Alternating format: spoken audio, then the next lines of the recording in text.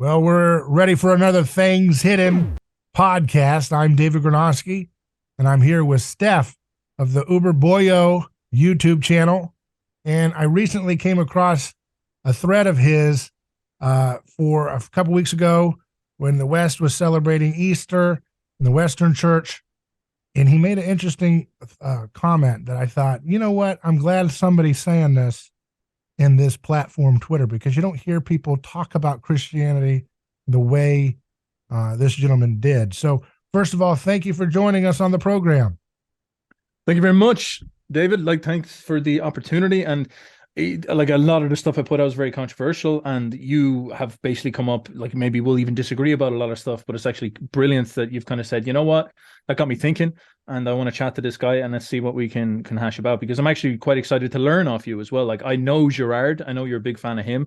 I know Gerard, but I don't know him that well, so I would be delighted for you to sort of shape my knowledge with this, and we can really dive into something. Sure, So I hope I can I'm be excited. a good mimetic model for your interest in Rene Girard. How about that? Boom, let's go 100%. So, first of all, tell us a little bit about yourself and your background for those who are not familiar with your work. Sweet. So I'm from Ireland, first of all. My name is Steph, and I run a YouTube channel. And I began my YouTube channel, basically, I dropped out of college. I became very interested in skill development because I felt that university was not educating me. So I was very jaded about that. I kind of went an entrepreneurial path. And while I was doing this, I was learning a variety of different skills, such as how to speak, how to write, how to do a variety of different things, like even things like visualization. I went kind of wacky and stuff like this. And then I started a YouTube channel talking about various things that I found along the way and various things that interested me. So Carl Jung, for example, he's a very creative psychologist, and he's very useful for people who are artists and whatnot. So I talk about him a lot. I talk about Christianity. I talk about Jordan Peterson. I talk about Nietzsche. I'd also then talk about skills like storytelling, how to speak, all this type of stuff. I throw up some art there as well, a little bit of a kind of chaotic, I do a little bit of everything type guy. And that has essentially turned into my career. And so you find me here now putting up crazy threads, and then people's attention gets drawn towards it. And so I end up just talking to pretty much everybody and everyone in the world. So that, I guess, is the crash course in me. What's your favorite of the social media platforms that you use? Do you like Twitter or YouTube or something else? They all got their charm. They all got their charm. The one I like the least is TikTok. I'm not a fan of that. I use You it. do the whole dance thing and all that for Nietzsche? Get your flex and get your the Nietzsche, get the mustache.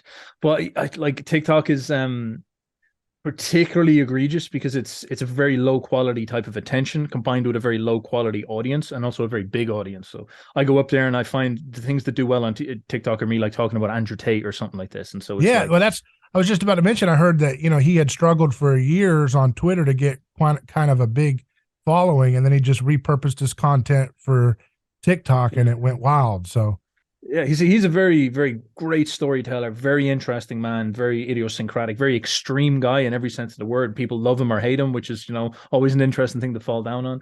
And TikTok is just perfect for that. It's like short, extreme statements, throw it up there. So he did really well as a consequence of that.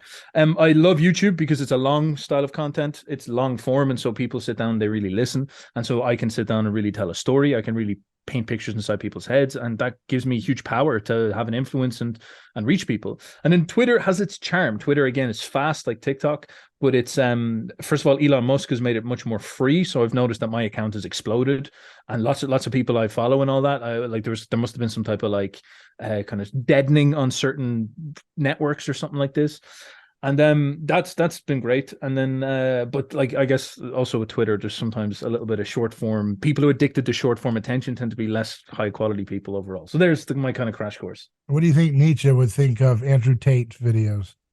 This is an interesting one. I've thought about this stuff because I made a video talking about it, and Hay is very much a man who was able to resist the mimetic brainwashing of modern society, and he was very much able to listen to his instincts. He's a very instinctive man. Now, he's also quite a savage man, and I would say even an amoral man, especially when he was younger, or immoral if you want to lean into this. But of course, Nietzsche was always someone who's trying to push you to think outside these types of frames and say, this Tate guy, he might have thrown girls up on webcam, he might have been a bit brash, he might have thrown a couple of slaps where he shouldn't have, but he's after penetrating it through into public consciousness and really giving a voice to like an entire generation of young men who felt that they were not being represented. They were going into schools and being told that they should, get themselves rearranged with surgeries and stuff like that. And then you have this man coming up and representing them. And so he points at Tate, like I'd imagine he'd point at Tate and be like, he's a bit of a loudmouth. I'm not sure if I necessarily find him that subtle. I don't think I'm going to build like an advanced philosophy off him. But nonetheless, he's someone who's full of fire, says what he really thinks. He's straight up. He's got a pair of balls. He's able to back up what he says. And these are all good traits that I think an awful lot of men could deal with being able to develop. And I look at him with like as much as people disagree with him, I look at Tate and say to myself, if I could speak as well as him, if I could fight as well as him, if I was as strong as him, I'd be a happy man. And I try to lift my standards to make sure I'm competitive with him, so that if I ever do criticize him, it's coming from a place of strength. Now, what about the Girardian critique of someone like that, which would be more like you cannot just mimic someone in a direct sense, but you can also mimic them in a mirror opposite sense. So you can look at what the standard culture is and just react to it like a naughty boy syndrome. I am naughty. I'm going to do the opposite of you, and I'll show you. And you're still governed by the desires of your neighbor. You're still basically owned by that which you are mirror opposite reacting to. No, I've actually thought about this, and you're definitely going to be able to help me form this, because one criticism of Tate you could put out is that he is essentially a reflection of the mainstream matrix, as he calls it. He calls it the matrix. He's a reflection of mainstream culture, the shallowness, the cars, the sort of like big titty, fake titty girlfriends, the throw girls up on webcam, OnlyFans. Like this character, he's certainly an example of extreme virtuous traits of success, bravery. He's definitely a brave guy. He's definitely competent. He's definitely professional. He definitely has high standards. These are all traits that most people lack. He's sort of got those Nietzschean Ubermensch traits that people do need. But at the same time, you look at his values. Again, sort of Nietzsche would talk about value creation. His values were very much informed by a culture that he grew up in. And he, as you said, he was trapped within a sort of mimetic relationship with his culture. He wanted the fast car. He's even said this himself, because he saw some guy with a blonde and a fast car when he was 16.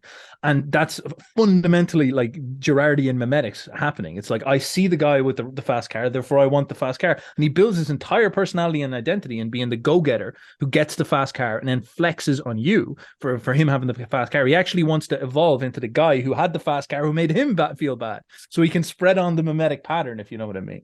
Mm-hmm. And that's definitely present. And then you see him now shift into Islam, perhaps because he got confronted with so much like emotional trauma, that he sort of says to himself, like, fuck, I'm not this guy. Like, I have to be something else. Like, he got so much pressure put on him that he was like, I need something stronger. I need to stand on my own 2 feet. And he found religion, of course, and that gave him that great psychological stability that he's walking through now.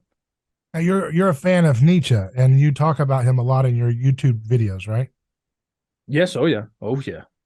What do you think is the most misunderstood aspect of Nietzsche's ideas that you hear circulate around online or in life?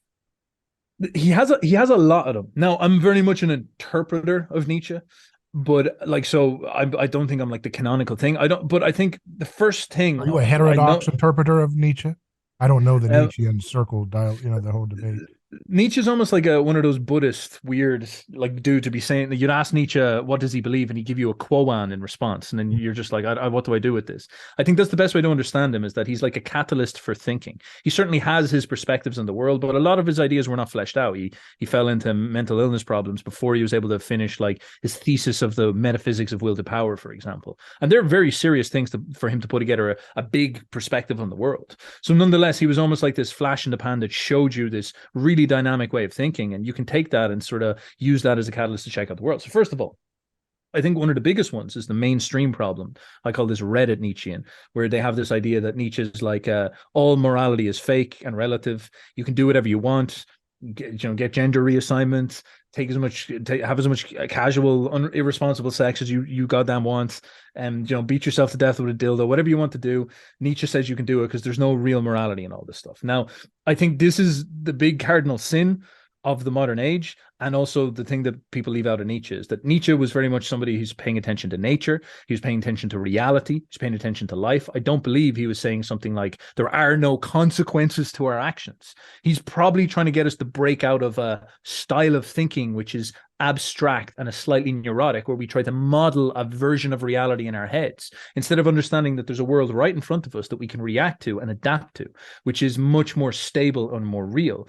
And we should maybe adjust the way we work to that. And us creating a moral schema inside of our heads instead of engaging with that reality is really one of the biggest problems. And you'll notice that that reality does not have a fixed morality. It has a set of principles that you can interact with. And this is actually a very scientific way of thinking. You know, the reality does not have a right or wrong. It just has a sort of principles of correct and incorrect, and you adapt to those. And if you are successful, you unlock power out of society, or out of reality, if you want to put it this way. So, for example, like nuclear weapons are the unlocking of an incredible technology that can be used to power entire countries with nuclear power plants, or it can be used to blow up entire countries. And so the principle of fission opens up these possibilities, but there's no moral schema to judge this stuff. So that's probably the biggest one, is that there's this relativism that comes in without understanding that he was actually trying to get people to connect to the real world, to reality, and these types of things. And I think that stabilizes an awful lot of his thinking when you do that, but an awful lot of people don't want to do that. Yeah, and you look at what passes for so much of people's thinking of Christianity. It seems a little bit like, and I think that was kind of what you were getting at in that thread. And let's get into that a little bit, just the overview of what you were saying. But it seems like sometimes folks who call themselves Christians are actually Nietzscheans in some sense. They just don't want to be admitting to that, right? They're asking for something. They want something in the world that's a little not so necessarily exactly what Jesus was up to. Well, the thing I'd say is that another thing that people miss with Nietzsche is that Nietzsche was a psychologist. Like, he was probably the first great psychologist. Freud, Jung, you know, all these characters. Nietzsche was so perceptive in human nature. He understood in the 19th century something that we actually kind of take for granted now, even though we don't put it into practice, but we kind of think that we understand it, is that we deceive ourselves. In the 19th century, everybody believed that they were rational. We just walked around and we were just being all rational. If I wanted to go eat food, it was because I decided rationally to eat my food. That was this kind of self-conception man had. Nietzsche was one of the first people to really start to poke underneath that and say, we have a part of our minds, you know, we call it the ego now, that creates a narrative inside of our head about who we are. And this narrative usually flatters us, or it gives us some type of justified story. It's usually deceptive, and it's designed to help us live in the world. It's designed to kind of keep us motivated and move forward. And this narrative is not necessarily in any way related to our true desires. For example, you can go around and you can say to yourself, I'm a Christian who wants to save the world from evil. Now, my conception of evil would be like, you're a big Viking with Viking ancestry, so I have to get reparations off you, and I have to put you in chains and put my foot on the back of your neck to get redemption for the terrible things that you Vikings did to the Irish people in the past, or something like this. Now, even though my story is all pretty and Christian, the actual intention underneath this is vicious, resentful, and nasty. This is obviously a great perceptive reality of psychology. We can have hidden desires even from ourselves. And Nietzsche became one of the first people to start to call that stuff out. So as you were saying, you see an awful lot of people nowadays, for very understandable reasons, they're living in a world that is actively going against Western people, actively going against Christianity. It's explicitly insulting them, putting them down. It's threatening them by locking them inside their houses and stuff like this. And an awful lot of people, in reaction to this, get extremely emotional and extremely worried. And so they try to grip to things that do a variety of different things. One of them is they try to grip to things that give them psychological stability. Now, I believe Christianity is going to be one of the best things to do this, because Christ is an incredibly positive, motivating, and hopeful figure. But on the flip side, it also gives them a grip to something that motivates their identity. I'm not some loser who's, you know, at the foot of a slave caste in a modern society that I have let get past me. I'm not some broke motherfucker who's nothing going for myself. No, I'm actually a crusader who is going to take over the world, and I'm going to get the people who are running things, and I'm going to beat them up, and I'm going to destroy them, and I'm going to put my foot in them and crush them. That type of fantasy of vengeance is inside them as well. So you have people with a blend of these psychological desires going on, and they grip to Christianity. And of course, Christianity is very, like, dynamic religion. And so some of them take it one direction, some of them take it others. I've seen loads of healthy Christians. I've seen loads of people who have really, really good like control of their psychology, and Christianity helps them and makes them better at managing their minds. And there's clear evidence for this stuff. And I've seen loads of people who grab onto it and they distort it, and they use it to hide something very rotten inside of them. So this is, I guess, one of Nietzsche's most intense perspectives. So what was your, let's talk about your thread a little bit, just the general point you were making about the trad or, conservative right-wing Christian ideas of politics and so forth. You were just kind of saying, hey, wait a second, guys, are you really doing the Christian thing here? Yeah, now this is a little bit of a story, because I was bickering with them like over and back for about a month and a half, 2 months. I wrote a thread actually a while ago. Again, this might be a whole thing we can open up, but I said that Christianity was the woke movement of Rome. Now, a little bit tongue-in-cheek type crazy stuff here, but there's something kind of to this, because I look at the ancient Rome, and again, this is a very Nietzschean idea. Nietzsche accused Christianity of being a slave morality, he called it. Now, we'll get into this, but I looked at ancient Rome and I saw that the Roman Empire had this pagan beginning, of these like vital people following Ares, and they conquered all of the Mediterranean. And then they started to get greedy and they started to pull in all these slaves. And towards the end of the Roman Empire, there was this huge population of slaves, like 40% of most of the cities were slaves. And these people had no identity and they were all confused. Now, it actually kind of reminded me of the way that Europeans went out and colonized the whole world and created this giant sort of like slave caste. Now, we didn't say we did that, but in all intents and purposes, like the Europeans essentially like put everybody under the foot. They colonized everyone. And you notice now in the woke movement that one of the main energies inside of the woke movement, and this is very Girardian, is that there's this resentment. There's this resentment towards the Europeans. And there's this desire for the minorities and stuff like this, who like have every justification. I'm Irish, so I get it. Every justification to be mad. But they're resentful and they want to express this resentment by scapegoating European people, pulling them down and humiliating them. So you see all these very funny cultural patterns where you have they make Lord of the Rings, but they change the cast to look like them. And it's like, that's not you really being creative. That's you mimetically reacting to the people that you hate and just trying to steal their culture. It's not even steal, but just humiliate their culture. It's a scapegoat thing going on. And I saw all that psychology going on. And I was like, that actually looks very similar to what was happening in Rome in my head. Now, it's a bit of a spin, but I think there's something to it. I had many people say, yeah, actually, I see something like that as well, where all these slaves in Rome had no identity. And so Christianity sort of became this all-welcoming universal religion that gave all these slaves an identity. And then these slaves sort of unified with these urban people, because Christianity was a very urban movement. And they kind of like teamed up together and went against the native Romans. And the word pagan, for example, means like rustic country folk. The kind of rednecks of ancient Rome were the pagans, the native stock rednecks, the sort of original settlers of Rome. They were all the pagans. And so the kind of class warfare that was happening was the all these new slaves combined with these like urban elites fighting against these conservative pagan Romans for the meaning of Roman culture. And then Christianity seems like it showed up in that type of war. And I just find that endlessly fascinating, because there's evidence for many of these points. Now, what the actual story is, I'm not sure I've got it perfect, and many people corrected me in some ways, but many people affirmed much of the stuff I said. I put that out.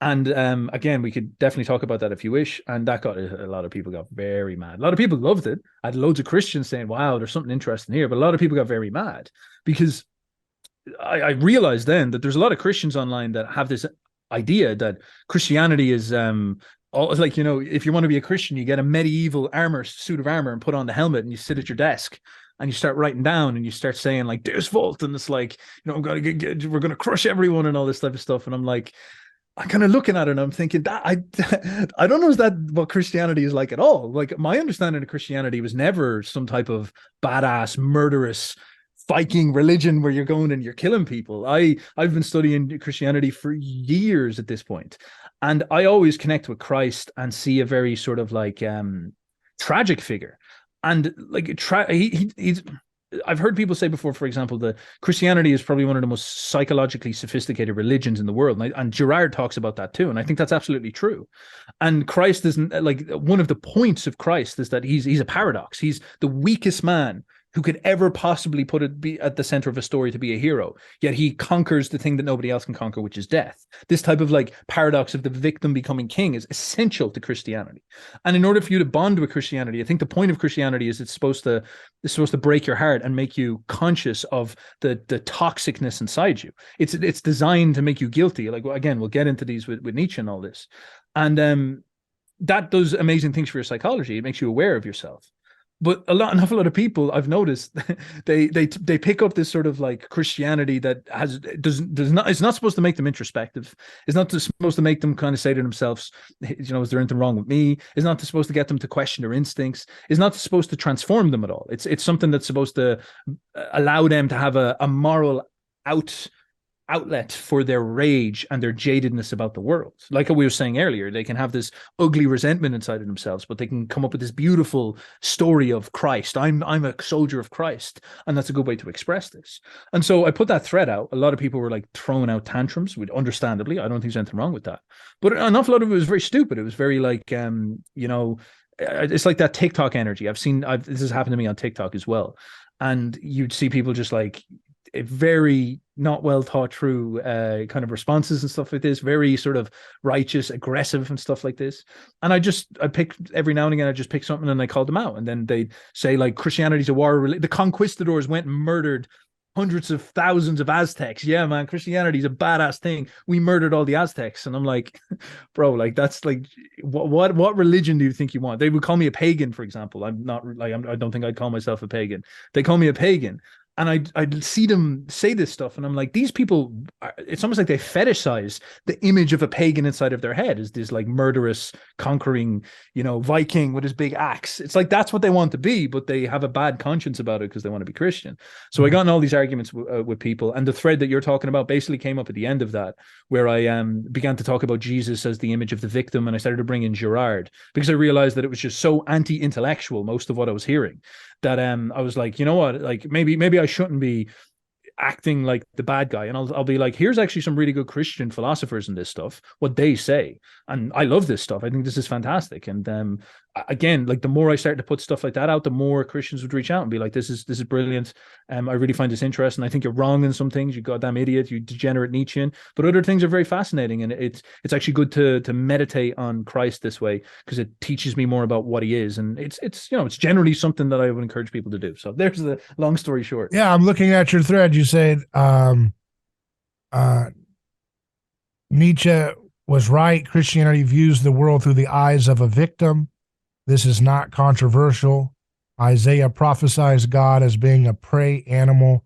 He would be despised and rejected by men, a man of sorrows, acquainted with grief. He was brought as a lamb to slaughter. This is why his passion is the centerpiece of the story, not revelation. He's not a soldier. He's not a warlord. He's a victim. And more important, he's your victim. You are the murderer. You're the nasty Roman thug who gets off on hurting him. You feel pleasure when you tear at his flesh. You're the snide Pharisee who lusts to unleash your hate upon this man who slighted you in public. This is the point of Christianity. You are full of malice and hate. And God's genius was in making you conscious of what a monster you are by coming down and sacrificing himself to your hate. And he let you break his bones. He let you whip him, then kill him. You could let it all out on him, but when you're done, you'd look at what you'd done. Christianity focuses on the victim, and God was the victim. You murdered God, not the Jews, not the pagans, not the transsexuals. You. It was your fault, but that's okay because God forgives you. He was playing a trick on you to snap you out of your frenzy. He wanted you to see your heart is full of hate so much that you were blinded, but you are free. It has been conquered now. He sacrificed himself so you could see. Now you can be filled with love. What a blessing. What genius. What a cause for celebration. And then you said, none of you are Christians. You are ideologues. And You're butt mad at your loser station in life, full of the same hate that killed Christ. You want power. You want to be Charlemagne, and yet you're too cowardly to be Charlemagne to to your woke churches. So you are the Nietzschean thirsting for authority, and a Pharisee who proselytizes your holiness out in public, the same type Jesus himself found wretched. You miss the point. Truly, the last Christian died on the cross. And then you get into some of the other things about that, but just giving people an example of what you're getting at. Now, I think there's some truth in what you're saying. There's also, like, we could help you go further with some of these things too. I think Girard is helpful in getting an antidote to what I call the little Caesars on the right. These people want to be basically they are Nietzscheans, they're pagans. And I'm not condemning them as, they're bad people. I'm just saying the things that they're espousing, saying, I just need a Caesar to come and fix things, is Antichrist in a different way.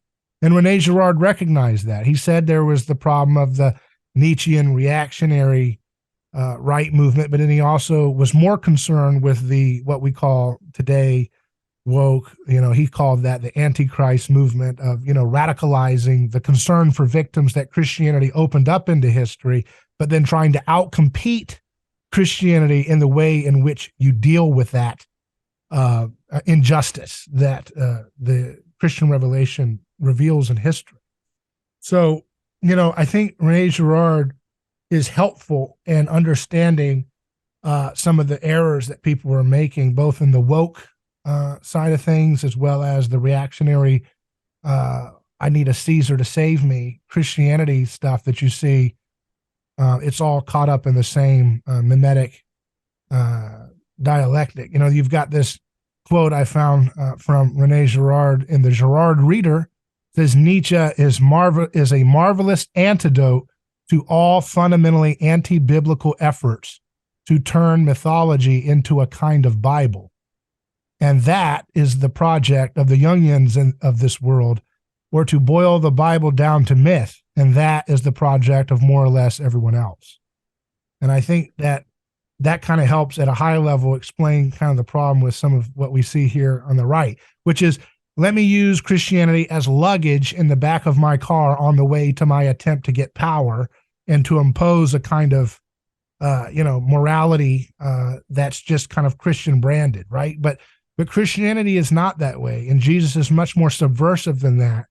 And I don't think Nietzsche is right at all that he is slave morality. But the error that people make, that looks like slave morality, is a cheap ripoff of what Jesus unleashed in history, a kind of power that upends hierarchical structures mediated by sacrifice, right?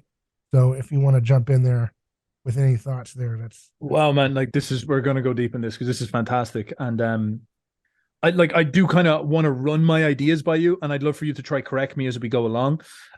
My first understanding, again, I read Girard, and I do have a grip of his ideas. I definitely don't have them perfect, but I am aware that Girard read Genealogy of Morals, and he read the presentation of master and slave morality, and he sat down and he was like struck by it. He was like, what Nietzsche is doing here, first of all, that's so innovative, is Nietzsche's successfully psychologizing religion in a way that we have never seen before. Nietzsche, again, from that idea that I was talking about earlier, we can have rationalizations inside of our heads, but Nietzsche was able to see past the things that we tell people, the big stories, and look down into the unconscious chthonic intentions, if you so will.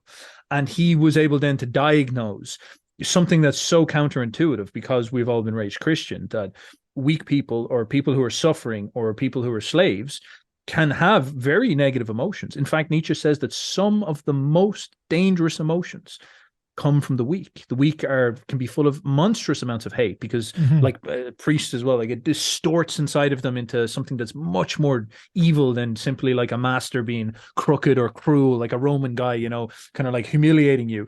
evil hate by a weak person can be like just this deep-seated vengeance. And so he sees inside of people this vengeance. And if people want a more secular understanding of this, think about communism presents itself in Russia as this thing that's about the Bolsheviks going to save the working man. And then when they get access to state power because they bewitch people into letting them in there because they're the good guys bringing about equality, they seize the apparatus of the state, and then they march through the cities, take people's foods, pull them out into the middle of the street, and there's documented evidence of this, and go medieval on them. They skin them alive. They nail women to trees. They boil people and they shoot them in the back of the head. They go crazy. And that malice comes out of them as a consequence. The thing that was hiding all along, the face is revealed once they get their power. So Nietzsche is very perceptive of this. This is something that he's extremely suspicious of.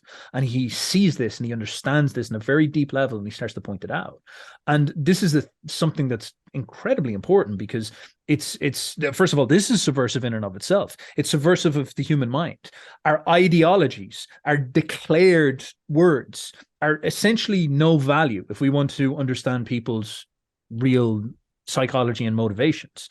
We need to look at those, and we realize that people's declare words are oftentimes nothing more than just tools that they use in order to hide their true intentions. And this is, again, like a very obvious thing when you think about it. People fucking lie. Like, that's what he's basically saying. But it's so funny that in the realm of religion we struggle with this, in the realm of ideology we struggle with this. I think Nietzsche is incredibly valuable for Western people right now, because he subverts the entire reactionary, hateful woke project at its fundamental root. The same way he calls out communism, he calls out the woke project. Now, there's a problem because he also directs this at Christianity with like extreme animus and seriousness. And he points out that, like Christianity. He likes Jesus more than he likes Paul, though, right? I mean, he kind of likes Jesus. He doesn't like Paul, all right. No, he doesn't. He loves Jesus. That's what I'm saying. He likes Jesus. He doesn't like Paul. He says a lot of controversial things about Jesus. Maybe we'll get into that later, because he says stuff like Jesus is essentially not heroic, but he's certainly a mystical. He's certainly a profound character with a strong soul. He says one of his ideals is Caesar with the soul of Christ, which is interesting. But maybe we'll put that aside because we'll get off track. He goes and he criticizes the entire movement and says that the majority of Christians, first of all, the last Christian died on the cross because he believes that Jesus sort of escaped resentment. Jesus conquered resentment. The kingdom of God, what is it within you will destroy you. The kingdom of God is within. You go in and you destroy resentment. You give yourself to destiny, amor fati. Even if you end up on the cross, who fucking cares? Because you're free. You're free in here. That's all that matters. And so he's like, all right, Jesus is a conqueror of his soul, certainly, but then the Christians take this and they start to distort it into something much, much different, and they are full of all this negativity that slaves naturally have. Like people who are in the underclass, look at all these people online right now. Like they feel oppressed by the government, and they develop this psychosis of vengeance and this fantasy of conquest because they feel inadequate. They feel that they have no power. And so they fantasize about gaining power so that they can do what they want to do. And then Nietzsche points out that the Christian movement is saturated with this. There's no real way to square it. He says that like Tertullian fantasizes about taking all the Roman athletes and musicians and poets and pagans and bringing them into the Colosseum and feeding them to the lions. And it's like, that's not very fucking Christian, is it? That's just you getting vengeance. And he's one of the main church fathers and stuff like this. So he points all this stuff out. He categorizes it as this slave morality. Girard sees this and hears this, and I think it really shakes him. It's like, oh man, that's a rattle. Now again, correct me because I'm not sure if it was that big of an influence on him. Like maybe I misunderstand it, but I know he definitely read that stuff. And I think Girard did something brilliant, which is Girard sat down and actually studied Christianity, acknowledging this lens, and understood that Nietzsche's lens could maybe be the starting point of something very interesting. There's something true in what Nietzsche's saying. That's absolutely true. Maybe Nietzsche's categorizations might be incorrect in the final analysis. And so Girard studies this stuff. And I think this is when Girard starts to see something very unique. It's like Muhammad is a masculine, world-conquering, steroided out Caesar. He goes and he fucking dominates everyone. Excuse the language. He goes and he dominates. He beats everyone up, and he puts the foot and he says, you're either converting to Islam or you're paying the dhimmi tax, or you're going to die. That's what's going to happen. The jizya tax, Islam, or death. He's a badass. And you can see Muslims have that moralized, aggressive energy as a consequence. Buddha lives a long, happy life of peace as he conquers the temptations of the world, and he doesn't die on a cross. He's not humiliated. He has a calm death. Achilles, super masculine vitality, superpowers. Christ is a loser. Christ is a victim. Christ is a dude who tries to get a little religious movement going. He gets 12 friends. They all betray him. He gets put onto a cross, humiliated publicly. His mother has to clean up his blood out of her hands. He gets beat up, spat on. Everybody laughs at him. They stick a fucking crown on his head and say, look at you, you loser, you dork. Oh, King of the Jews, look at you now, you failure. He has to sit with that. He gets stuck up on a cross. He doubts himself in the end of the cross, and then he dies. And it's like, that's unbelievably brutal. That's not a hero. That's not a winner. That's somebody that's a victim. And the more Girard looked at this, he said that's unbelievably unique. That's like almost this is almost flipping on its head what you'd expect out of a story designed to make people hyped and moralized. And I think if you try to rub that out of Christianity, it's like you're literally distorting the main thing. And then the bigger question is, all right, let's acknowledge this. Maybe Christianity is not supposed to flatter my violent will to power instincts. Maybe Christianity is trying to do something else. Like, why is it showing me a victim instead of Muhammad or instead of Achilles? Why is it showing me that? Why is the center of the story on the prey animal who gets his guts eaten out by the lion? Why is that? Why am I not looking at the lion? Why am I looking at the prey animal? And so Girard studies this, and he starts to see this psychological mechanisms. Girard was a genius for this. He starts to see that all of us have these, like, why did Andrew Tate become the big badass with the Lamborghini? Because he was reacting and he felt inadequate to a guy who had that. Why did Achilles become strong? Probably some guy hurt his uncle or hurt his father, and he compensated by becoming strong. Why did Muhammad become strong? He probably, like, the same thing. There's this cycle of violence that they often talk about, samsara, as the Buddhists say.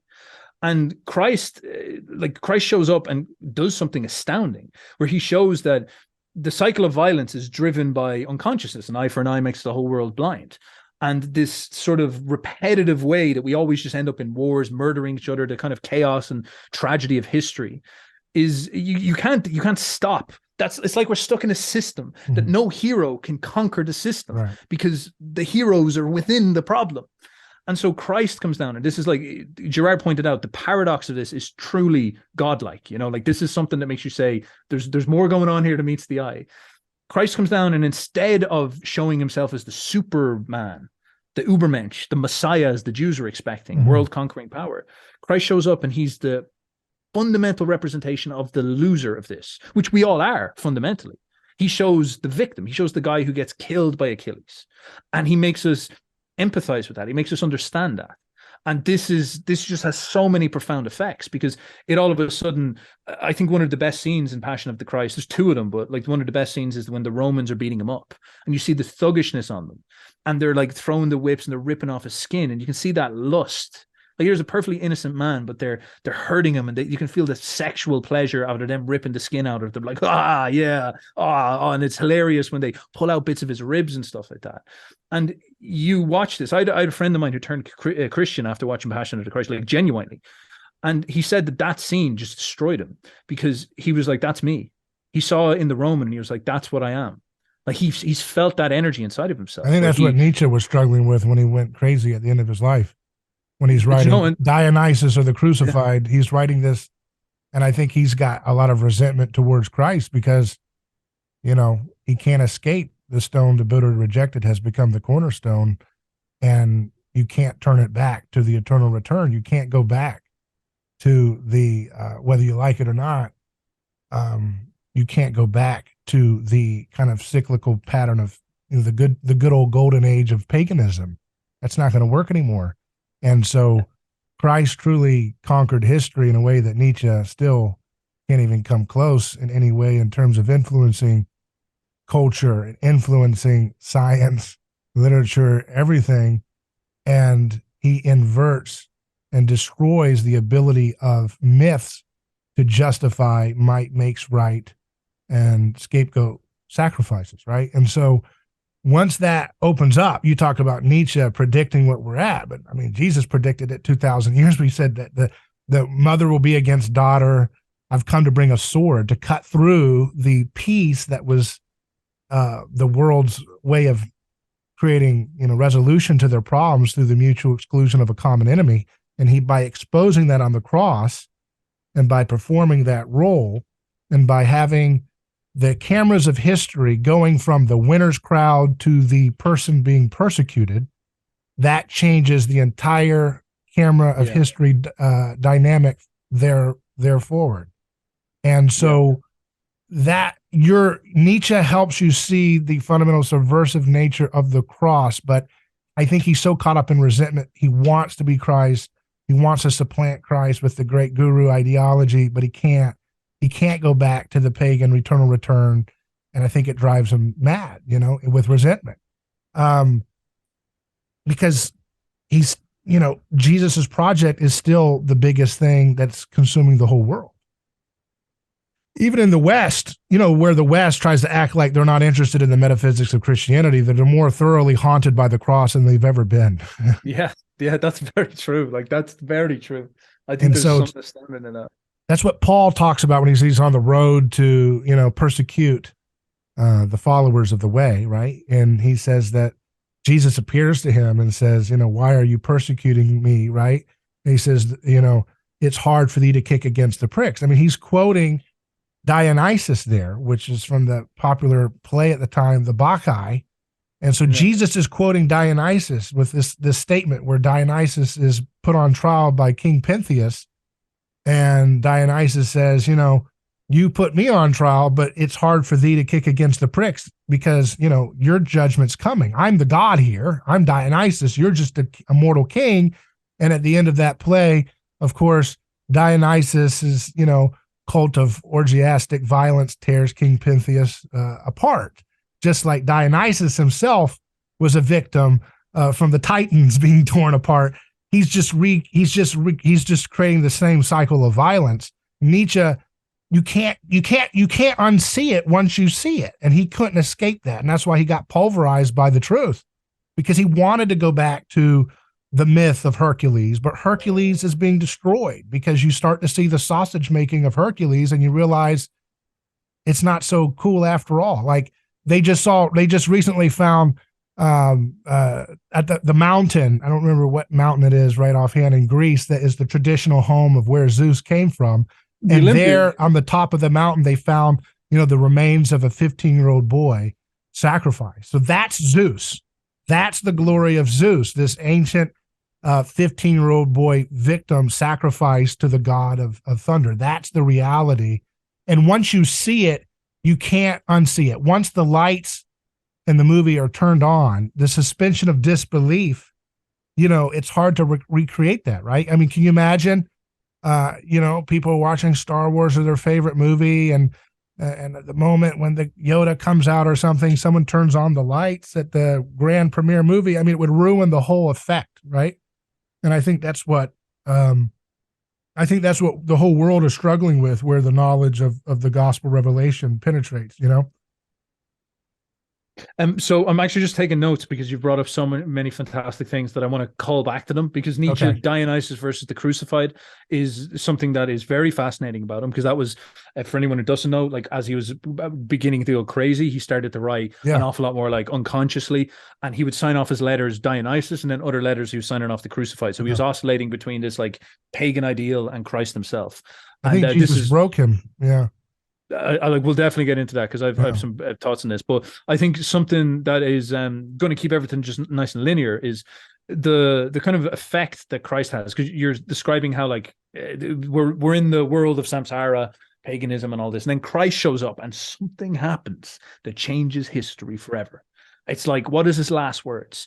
It has been accomplished. It was just so fucking dope. Like this is a heavy, hardcore, epic. Like that's so massive of a statement, because from that point was year fucking zero. Everything was different at that point. That's just so amazing. It's so mind-blowing to think about that. And the world was never the same again. And forever we will be dealing with Christianity as a consequence. It's like, that's big. Now, why? Like, what's such a big deal here? And again, this is just where like Jewish storytellers are just so amazing. And you see man becomes psychological. Nietzsche would often talk about this with like master slave morality. People think another misinterpretation of Nietzsche is that Nietzsche was like saying you get your steroids and become master morality. He was like, the masters have downsides. They become naive, they become unconscious. There's things they lack. They're obviously very good in other ways. They're very healthy. The slaves have upsides. The slaves can be very botched, very petty, very resentful, but they're also crafty, and they've also got depth. The slaves, in response to them not being able to win like the masters, have to develop an internal world and a conscience that actually makes them quite intelligent. The slaves are the psychologists. This is why slaves and slave morality is so adaptive to priests, and why priests become so powerful, because they learn how to control the mind, because that's the sort of realm that they exist in. So what Christianity achieves is this psychologization of mankind. It sort of, as we said, it shoves the victim in people's heads and forces everyone who interacts with the myth to experience the problem of slave morality, to experience the tragedy of failure, the tragedy of losing. And it has this effect on people then. When you sit down and you watch The Passion of the Christ, it shoves you into your head. Like, first of all, it makes you identify with this perfectly good man, Christ, walking around. Like, how could you hate him? He's like the really nice dude, sort of like loves his mom. Never, he's perfect. He's perfect in every way, without sin, as we say. And the entire story is about betrayal, as I've already said, the Pharisees pointing and saying, may their curse be on our children, kill him, destroy him. He's the fake Messiah. He's not the Nietzschean master moralist we wanted. He's the wrong one. The Romans being like, beating him up and stuff like this. And we watch all this and we see we're forced to change. As I give that Isaiah quote, I think it's just so beautiful to think about this. It's like, who would believe what we said about the Lord? Who's God going to reveal himself to? He's going to grow up as a tender plant, as a root out of the dry ground. He will have no form or beauty. When we will see him, we will not desire him. He will be despised and rejected by men, a man of sorrow, acquainted with grief. And we hid, as it were, our faces from him, and we did not respect him. Surely he has borne our griefs and carried our sorrows, yet we did esteem him stricken, smitten, and afflicted. He was wounded for our transgressions. He was bruised in our iniquities. The chastisement of our peace was upon him, and with his stripes we are healed. And like all we like sheep have gone astray, and we turned everyone his own way, and Lord had laid him on the iniquity of us all. He was oppressed, he was afflicted, yet he opened not his mouth. He is brought as a lamb to slaughter, and as a sheep his shearers, he is dumb, he does not open his mouth. Now, this is fundamentally making us understand that we're monsters. That's what it's trying to say. It's like you took, but it's not doing a woke type thing where it's the little guy is now the only place for God, and the guys with the power need to be taken down. It's not doing that, because it's reconciling a kind of paradoxical tension along the way. I mean, Job is a king, but he's also a potential scapegoat, right? So he's Job, the ancient story of Job. He's an example that Girard pulls from and shows how, here's a guy who has it all and is the king of his domain, and affliction after affliction happens, even to someone who is a wealthy person, and he's given a position of sympathy in the story. He's not given this, well, you deserve, his religious friends are all around him trying to tell him, just admit it, that you deserve what you get. The gods are displeased with you. Just say, uncle, just admit it. You're a loser, and you've displeased the gods in some way. And he never goes along with it. He's like, I'm innocent. I don't deserve this, and I want my attorney. That's what he says. I know where my redeemer is. That's like basically saying, I can get my attorney against God. I don't agree with what I'm going through. This isn't fair. And at the end of the story, God says, you've spoken rightly of me. He says, you're religious punks. These guys don't know what they're talking about. The people who are saying, have blind faith and just admit you're a sinner and you just need to get right with God. Those are the people that God, at the end of that ancient story, is like, no, they don't get it right. You got it right. You didn't deserve this, and you went through it. And so that's a king. That's a guy who's got power. And so Joseph of Arimathea is a wealthy aristocrat. He's pictured in a good way when giving Jesus a place for burial. You've got Jesus reclining at table, which is a sign that he knew how to deal with those in the elite enclaves of his time. He wasn't just a peasant farmer, like a communist picture. He was someone who he knew how to reconcile the rich and the poor and kind of be a bridge He dealt with people who were accused of being in league with Romans, like the prostitutes and the tax collectors, and then he also dealt with the tax resistors and the tax revolt people, and then he's dealing along the way with all these currents of resentment, as you're talking about resentment, of people saying, come on, man, you've got a movement here. You're our William Wallace. Go take the throne by force. And he keeps saying, no, you do not understand the things of God. You're still operating in your limited scandalon position. You're still operating with Satan, the accuser, as your way of thinking, which is kind of resentment, right? Like Peter says, don't tell me you're going to die on the cross. I mean, come on, you've got a movement here. Let's go be strong. Yeah, let's go take the castle. And he's like, no, get behind me, Satan, right? You do not know what you're talking about. And time again, he's brought up to the high point. And Satan, the accuser, says, hey, look, just bow to me and you'll have all the kingdoms of the world. And this is his temptation to be a Bernie Sanders, to be a revolutionary overthrower of power. And he doesn't accept it. He rejects it, right?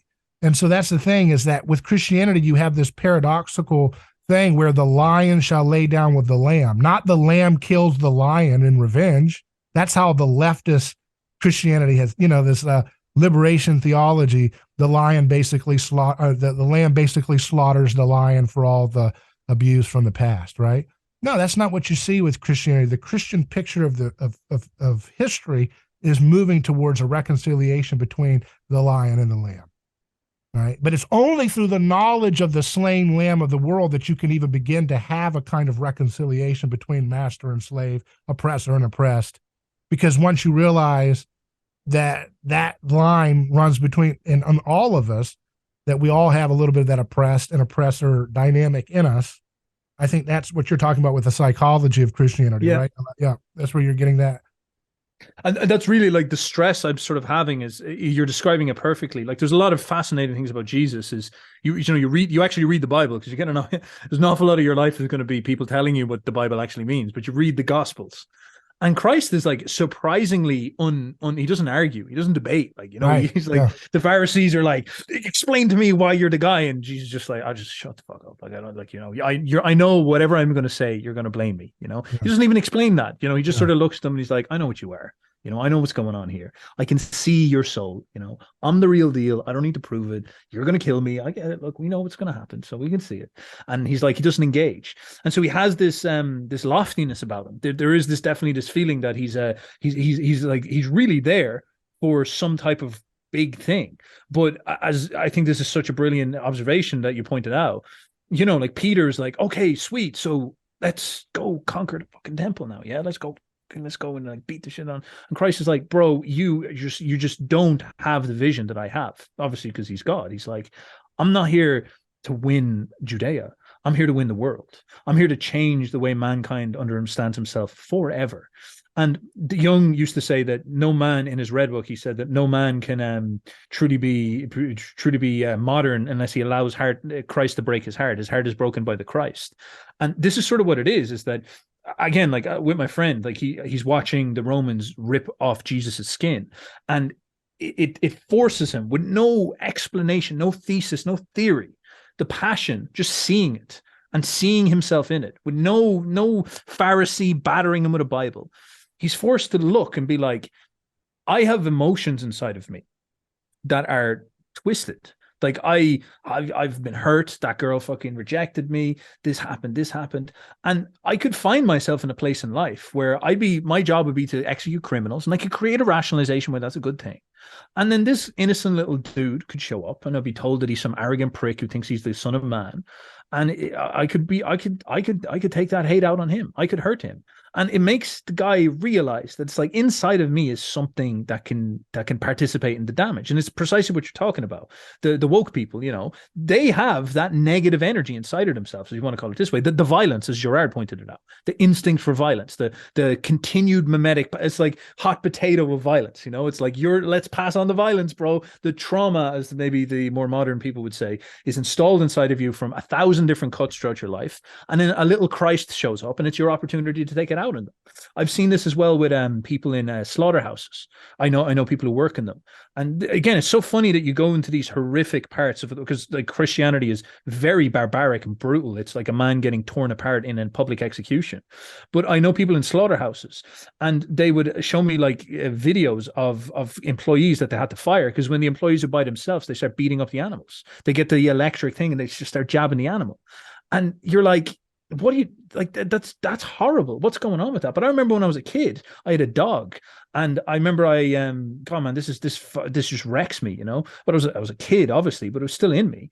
And I remember I used to like throw sticks at the dog, and kind of like he'd like whimper sometimes, and he was my dog. I used to love him, and then other times I was obviously nice to him, but I would do this stuff. I kind of like set him off, and there was something kind of like funny about toying with him or something like this, or there's something in me that was just making me kind of play around.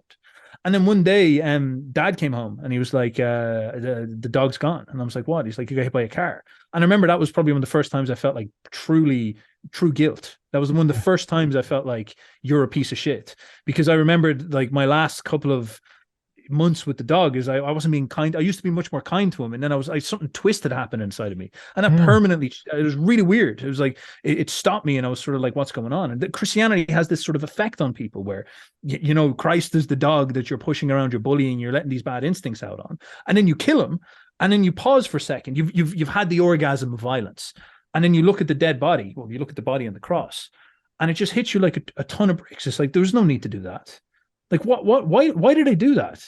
You know, Christ he's like literally like looking at you and sort of saying, look, I was God. I was perfect. I was sinless. I came down, and I came down to show you that you can kill me. Take your hate out on me, you know, because it's actually necessary for you to see what you are. You have this inside of you, and you don't have it under control. And it's okay. I forgive you. That's what's so crazy about it. He says, you don't have this under control, but he's not trying to make you feel guilty about it.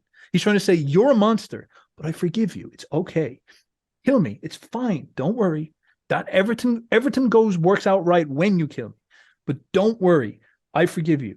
But just understand what I'm trying to show you. I'm trying to show you what you are. And you don't have to be like this. You're doing this because you're traumatized. You don't have to pass that on. You can kill me to learn that, and that's fine, because I'm God and I'm invincible.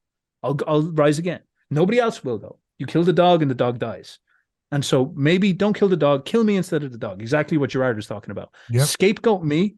Don't scapegoat the God. Don't scapegoat your native. Eat me instead of eating each other by consuming one another. That's the most primordial part of religion, is ritual cannibalism, which is why Jesus, because he's God, takes the most primordial aspect of the sacred as humans had constructed it, and then subverts it from within by saying, this is what you really are, Mr. Roman, who thinks you're past ritual cannibalism because of your sophisticated religion. You're so far beyond cannibalism. No. We're going to go ahead and reveal the underpinnings of all of your little mediated, very sophisticated trappings of religion and sacred violence, and reveal it for what it really is, right? That you are fundamentally trying to desire and consume the other's being. You're trying to consume the other person's very being. And that's what is being subverted there. And it's just like when you see that, when Gerard saw that clearly, because I don't think Nietzsche saw that quite to that level. He definitely, Nietzsche's a genius, and he understood shapes of this thing that are just still blow my mind the more I look into it. But Gerard spotted that part of it and really understood that was the center stage. Like, that's what it does. And then when he explains it that way, it's that like Christ, again, I have to stress, Christ says, destroy me.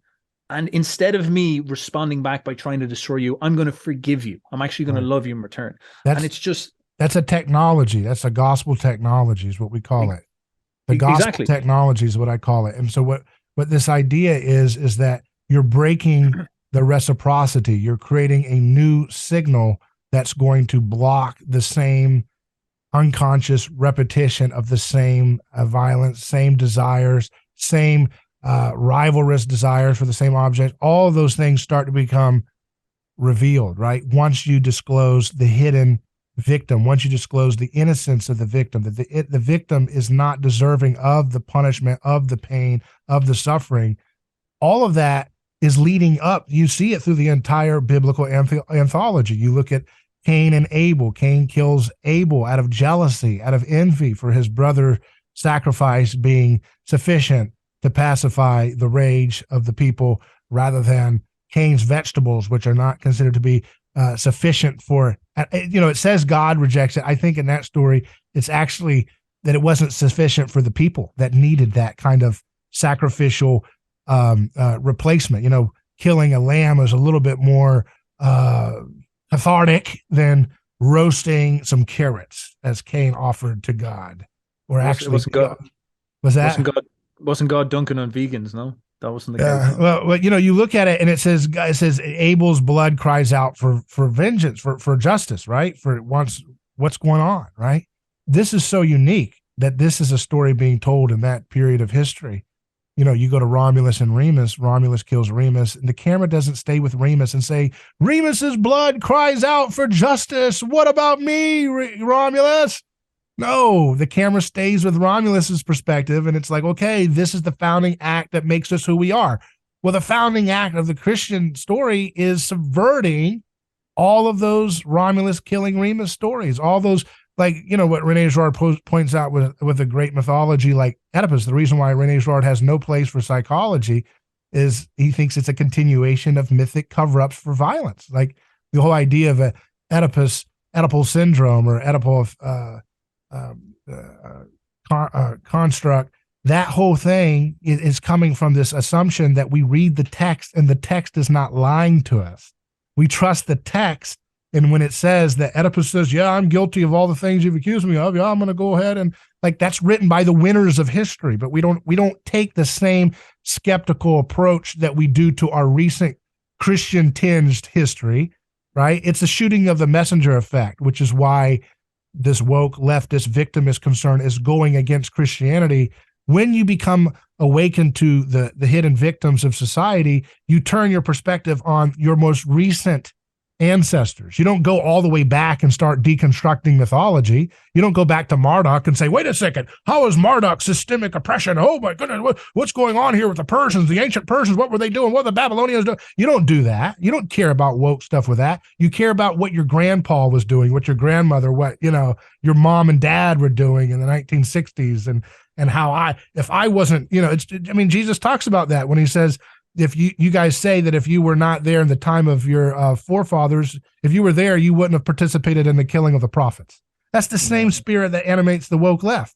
If we were there during the Civil War, we would have been on the right. No, you wouldn't have. You would have been wherever the media told you to be. You would have just done whatever the establishment line was. You didn't have any foresight, And look, this is genuinely it. Like, this is the money note with Christianity. And again, you described it as subversive, and I think that's absolutely true, because it's an amorphous, you can't categorize it. It's a experience that gets shoved in your face. Like, I think Mel Gibson achieved one of the greatest works of Christian literature ever by making Passion of the Christ, because there's no explanation. Instead, you sit down and you watch, and through seeing, you understand. Because most people really struggle with that, is realizing that the passion takes you through the experience of being a murderer and understanding that you murdered the wrong person. Like, it takes you through the experience of becoming, of truly being guilty for what you did.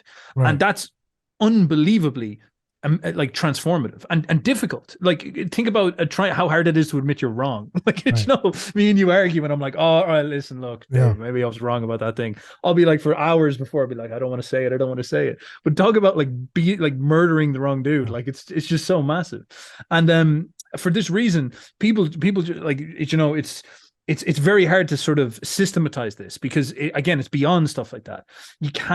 People just can't really digest this properly all the time. It's part of human nature. And this is the point. It's designed to challenge and transform human nature. It's very sort of new if you think about the kind of genetic history of mankind. And so if we're a victim, if we're woke, and we feel that we have historical grievances. I'm Irish, so we have these historical grievances against English. I look at Christ, and I am always going to distort this, because I have this vengeance I want to get off them. It's completely justified, and I want to get my I want to get my revolution. I want to get my violence back in them and push them out and humiliate them and all this stuff. So when I look at Christ, I start to see that, like, oh, I'm Christ. I'm the justified righteous man who's getting oppressed. And what I need to do is I need to fight. I need to fight, and he died for me so I could fight. That's what I need to do. And then I create the big story where I'm allowed to go do that, and then I can go and take on the British man or something like this. And the woke people are the same. Unfortunately, that's the story of Christianity. That's the story of history. When most humans engage with the Christian story, they just use it to try to justify their campaign. But in using it a wrong way, it still subverts their attempt to use it for power, and it collapses on its own weight. So that's where the statement, the stone the builders rejected has become the cornerstone, in that it ensnares you. Any society that comes across this cornerstone will be broken to pieces. It's like you can't resist it. So in using it to try to do your little crusade, it will come back to break you. It will come back. The more it penetrates, the more it haunts your society, the more it forces you to make the right choice, because the other choice just leads to chaos and destruction. Because you have to understand that the sacrificial order created a nice, clean delineation, so to speak, of differentiation. But once Jesus opens that up, it destroys those boundaries of hierarchy and differentiation in societies that don't want to repent of their violence. So it's like its own judgment. If you don't repent of your collective violence, if you don't stop participating in the scapegoating, it will destroy you with undifferentiated, chaotic violence, both internal psychological violence and also external physical violence, as rivalry starts to consume your society. That's why the ancients had those taboos. That's why they had prohibitions. That's why they kept things in a certain place. That's why they didn't have the American dream. You weren't allowed to go in show up in ancient Babylon and say, I got a quarter in my pocket, and I'm going to make it big here. I'm going to become a star. I'm a slave right now, but you just wait. I'm going to be a king up here one day. There's no concept of that. You stay in your place, and they stay in their place, and that's how things are going to be. And Jesus makes all of that fluid, because that's where you get personhood. Personhood is born with the biblical story, the idea of a human person. I mean, David Bentley Hart, the theologian, I disagree with him on some stuff, but he has a good point about the revolutionary reality of the gospel text, even saying that the part where it talks about Peter weeping when he realized he's betrayed Jesus. Like the idea that a text in that period of history would concern itself with the internal psychological disposition of an illiterate, peasant fisherman is such a radical breakthrough, that we are so lazy and bratty in our assessment of understanding what we're dealing with when we read that text, because we are so thoroughly Christian, that we take it for granted. Of course, Peter's sad. Yeah. I mean, no, this is so different. This is so alien in some sense.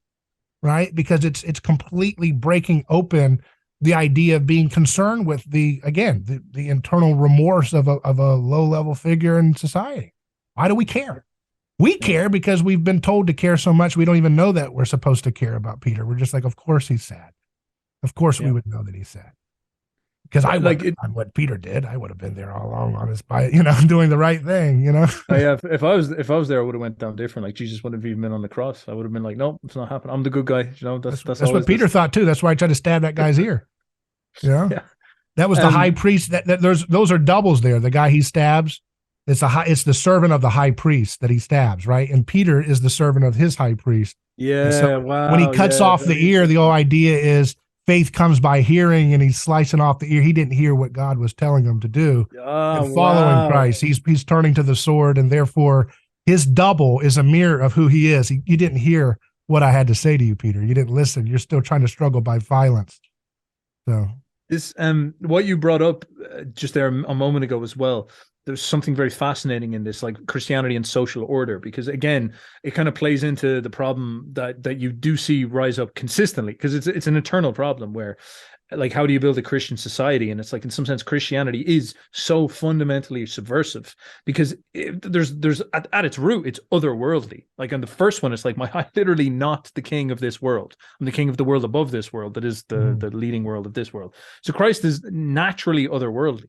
The conquest that he's trying to achieve is not a kingdom of this world. He's not trying to build Rome. He's not trying to build this. He's trying to do something to us. He's trying to change us, our nervous systems. I don't know if it's totally otherworldly. He spends his entire time talking about debt. He spends his entire time talking about cultivating the fields. He doesn't write a single word like Nietzsche. He's all action, action, action. He's teaching people how to increase their, he's getting people to get more fish in their nets. It's very practical. You know what I mean? I mean, who else? Who's another guy who's anywhere close to Jesus' stature in history who's doing the practical things he's doing, like talking about debts, talking about cultivation in the farmlands and things like that? I mean, catching fish and, maybe I could say your neighbor for, trespassing. Maybe I'd say the other world as it informs this world. So he's certainly from another world, but he obviously is within this world, which is like platonically derivative of the other world. Nonetheless, his goal, it seems, is to transform us. And as you pointed out, there's something absolutely amazing about that. This is where Girard is just so genius, is that the psychological transformation of us has serious consequences when you try to build a hierarchy, because a hierarchy is fundamentally about boundaries, distinction, and violence and enforcement. And this becomes a really big problem because you have this super subversive psychological transformation that makes people conscious of violence. And as you pointed out, the way that the pagans organized their societies to deal with this is they had things like ritual sacrifices.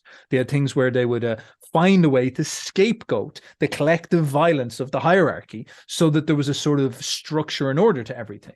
And then Christ comes in and he grabs onto that mechanism, puts himself at the top of the hierarchy, but also the bottom, because he's the victim that gets sacrificed. But he's also the king. Cornerstone and the capstone. So important.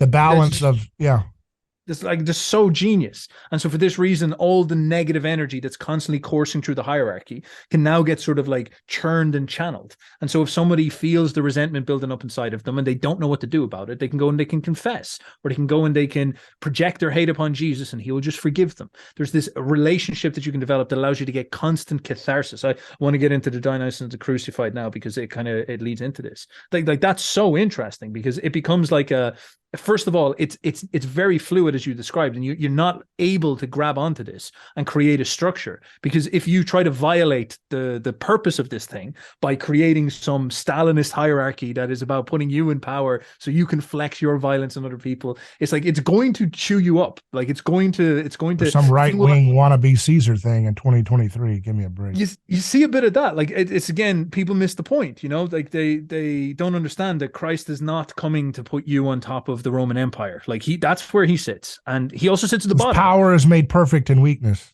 and this is it. So he's on the top, and so you can't go there. But the point is that he's on the top, so you don't end up in the bottom. So you don't end up at the fucking sacrifice table getting your guts pulled out. Like that's what he's doing. Yeah, he's redeeming you, so you're not going to be sacrificed. So if you want to be on top, go ahead. But what happened to Mussolini? What happened to Stalin? Exactly. Stalin probably killed by the people around him. Like that's what you have to keep in mind. And so people don't get that. And again, like they struggle because it's human nature. It's very, very hard to be this introspective. I mean, he spent a lot of his time talking to fellow slaves of the Roman Empire, his fellow people being oppressed, and they were mad at him that he wasn't giving in to enough of the resentment. That's why I totally reject this resentment, a criticism that Nietzsche levels at Christianity, is that you see him going against resentment in the way he deals with it. I mean, these people are totally resentful of their station of being completely oppressed by the Roman occupiers, and he spends hardly any time saying anything about the Romans. He spends all of his time talking to his fellow people, populists and so forth, saying, no, get your act together, because if you continue to feed this resentment and go up and try to, rise up, you're going to be put down by force, and you're going to completely be cast into the fires of Gehenna, which they were. They were cast into the valley, as Josephus writes about in 70 AD. They got what they got what they were demanding, which was violence, and he's like, don't go that way. It's just going to get you completely vanquished and thrown back into the valley of Gehenna, just like your forefathers who were sacrificing children sometimes to Moloch in that same valley all those many years before. That's what's going to happen to you. The fire that never goes out. You're going to go in that same place. And that's exactly what happened in history, because they didn't listen. And Jesus, it's a prophetic thing in the Passion story, where the original texts say that Barabbas's name, Bar of Abba, the Father, his original name is recorded as Jesus Barabbas, right? So you have a story of two Jesuses there, right? And Barabbas is not Jack the Ripper, who's just a random murderer. He was the text, the language for him is that he was a resistor. He was an insurrectionist. He wanted to revolt by force. He was consumed by resentment. And so And the text is the Jews took him. and the Jews took text is the telling you, Messiah. which one do you want? Do you want Jesus, son of the Father, Jesus Barabbas, or Jesus that's saying forgive your enemies and reconcile with your oppressors and get the speck out of your eye when you judge get the plank out of your eye when you judge the speck in your neighbor? And they're like, nah, give us our William Wallace. Come on, Barabbas, come on down. So that's why the text says there's two Jesuses on trial, and the crowd continually through history chooses Barabbas that fits their agenda, that fits their political desires of resentment or to hold power, And again, this is where I think Nietzsche, a lot of people really struggle with Nietzsche, especially Christians, where they could derive some incredible value because Nietzsche, this is a little bit my interpretation, but Nietzsche sees in Christ master morality. He doesn't see it in Christians. He's basically, like he says, the last Christian dies on the cross. But you're absolutely correct. He wanders through Judea among all these slaves and these lower caste people, and they're all knotted up with this festering resentment. And Christ displays something astounding. He doesn't get caught up in it. And Nietzsche would always talk about this relationship. I was talking earlier as how the slave morality becomes introspective, which is a virtue, but also resentful. And they also develop memory. They develop grudges. That's really like the mark of the slave. The priest can sit there and he can say to himself, you know what? I'll bide my time. But then when that night gets old and he's sick and he has to come down because he's sick, I'll poison him or something like this. There's this like grudge holding. And Nietzsche noticed that masters, winners, you can think of it like the jock in high school. The master is so powerful, so strong that usually the master is not actually that much of a dick. The biggest guy in the gym is usually the nice guy. He's not going to be this dickhead. He might kind of push you around sometimes if you're annoying him or if he's kind of feeling a bit boisterous and all this, but he won't have that same type of negativity inside of him. And as well, if you insult him or something like this, say for example, you steal his girlfriend, he's going to have a new girlfriend next week. And so he'll be mad about it and he'll probably punch you and all that. But then he'll come back the next day and he'll shake your hand and be like, whatever, bro, that was good. You're obviously a charming dude if you can pull her. Anyway, I've got this beautiful girl. Do you want to go on a double date or whatever? And Nietzsche points out that this ability to let go, to forget, that's a trait of power. That's what a master does. A conqueror, a badass, a winner, somebody who knows that they can take on the future and get what they need. They actually don't tend to hold grudges. They don't tend to be resentful. They tend to be quite free. He says, blessed are the forgetful because they get the better even of their mistakes. Now, what do you have in Christ? This pure forgiveness, this forgetfulness, like it's so unique. It's so weird. Every time somebody wants to make him negative, he's just sort of like, it's like just water off a duck's back, that type of energy. Because he's refusing to get into negative mimetic rivalry with people, right? And this is astounding. And it's like he's above it. There's something very Chad about that. There's something very badass about that. Now, again, this is something that, like, Christ and Christians are always going to have this problem because, again, Christ is this catalyst for psychological transformation. Jung would talk about this too. And he's designed to introvert you and make you think about your guilt and make you understand your passions. And this is very hard for people to do. I don't think he's designed to do that. I think Jesus is designed to make you an action person. That's why he does action. If you imitate Jesus, you're going to be an action person. You're going to be action oriented in terms of what you do in the world. You know what I mean? You're not going to sit around stewing in an ivory tower about your guilt, right? Is that? I just want to make. Well, I wouldn't necessarily say being aware of your emotions is going to make you not somebody of action. Your emotions drive you towards action, as far as I understand it. Your passions drive it this way.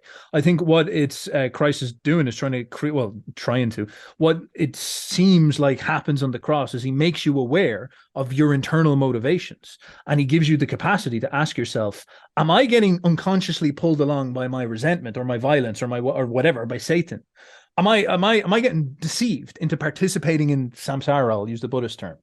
Or am I actually participating in the world in a way that I would like to participate in? For example, maybe Christ gives you that model, the forgetful master moralitist, the person who is free, which of those am I? Am I a slave to some type of like driving force that's actually the expression of a collective trauma from my life? Or am I actually aligning with something that's higher, that's bigger, that makes me powerful, that makes me creative in an immensely expansive way? I think Christianity is designed to change that, because you'll notice in people, it's like that's one of the biggest problems, especially in the modern age, is that you see these people who have so much potential, but they're wrapped up. Like there's a load of Christians that I would see, and they are intelligent and they're well-meaning and stuff like this, but because they're traumatized by the fact that Western people are getting oppressed these days, that negativity is built up inside of them to the point where they've become catty, negative, nasty people, and they have all this creative potential as artists or as writers or as people who could help in the world, and they squander it all by taking, like, say, for example, someone who's really good with words. Instead of him overcoming his bitterness about being a slave to the financial debt-based usurers of this world, he doesn't overcome that.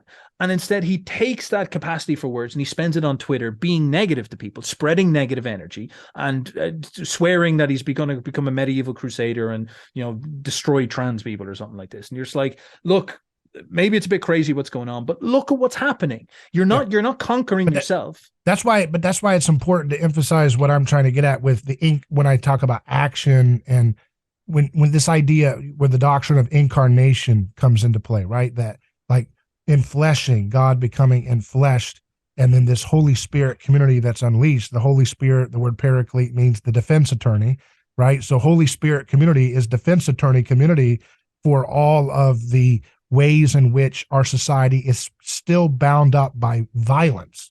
But here's the thing.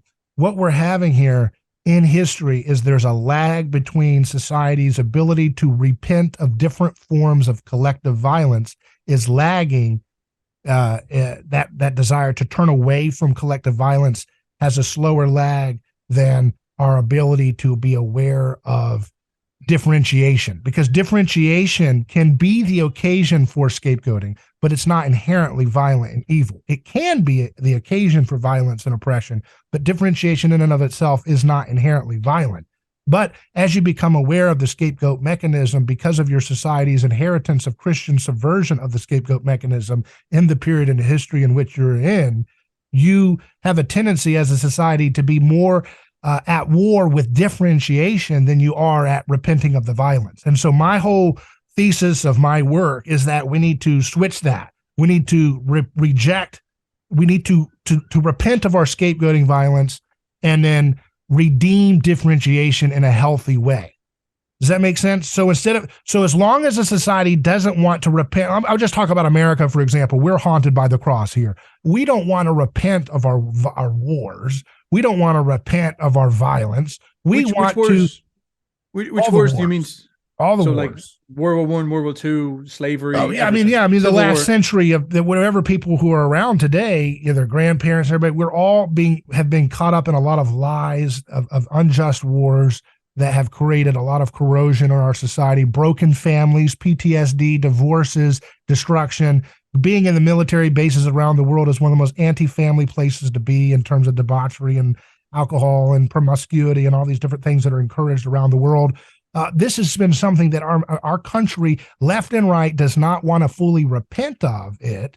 And so as long as we are haunted by the cross of the brutality and violence that we've done, but we don't want to repent of it. So therefore we hunt after differentiation. We go after gender differences. We go after the difference between a child and an adult needs to be blended now, right? Because we scapegoat differentiation for the sins of our own violence, right? Because differentiation in a classical scapegoating psychological experience can be the occasion for being a target of sacrifice, right? That's the classic Girardian idea, is that in a sea of sameness, someone who stands out with some kind of external marker of identity that seems different. They're too tall, they're too short, they're deformed, they've got a hunchback, they've got one eye like Cyclops, they've got a club foot like Oedipus, all these victims of sacrifice that turn into gods later on.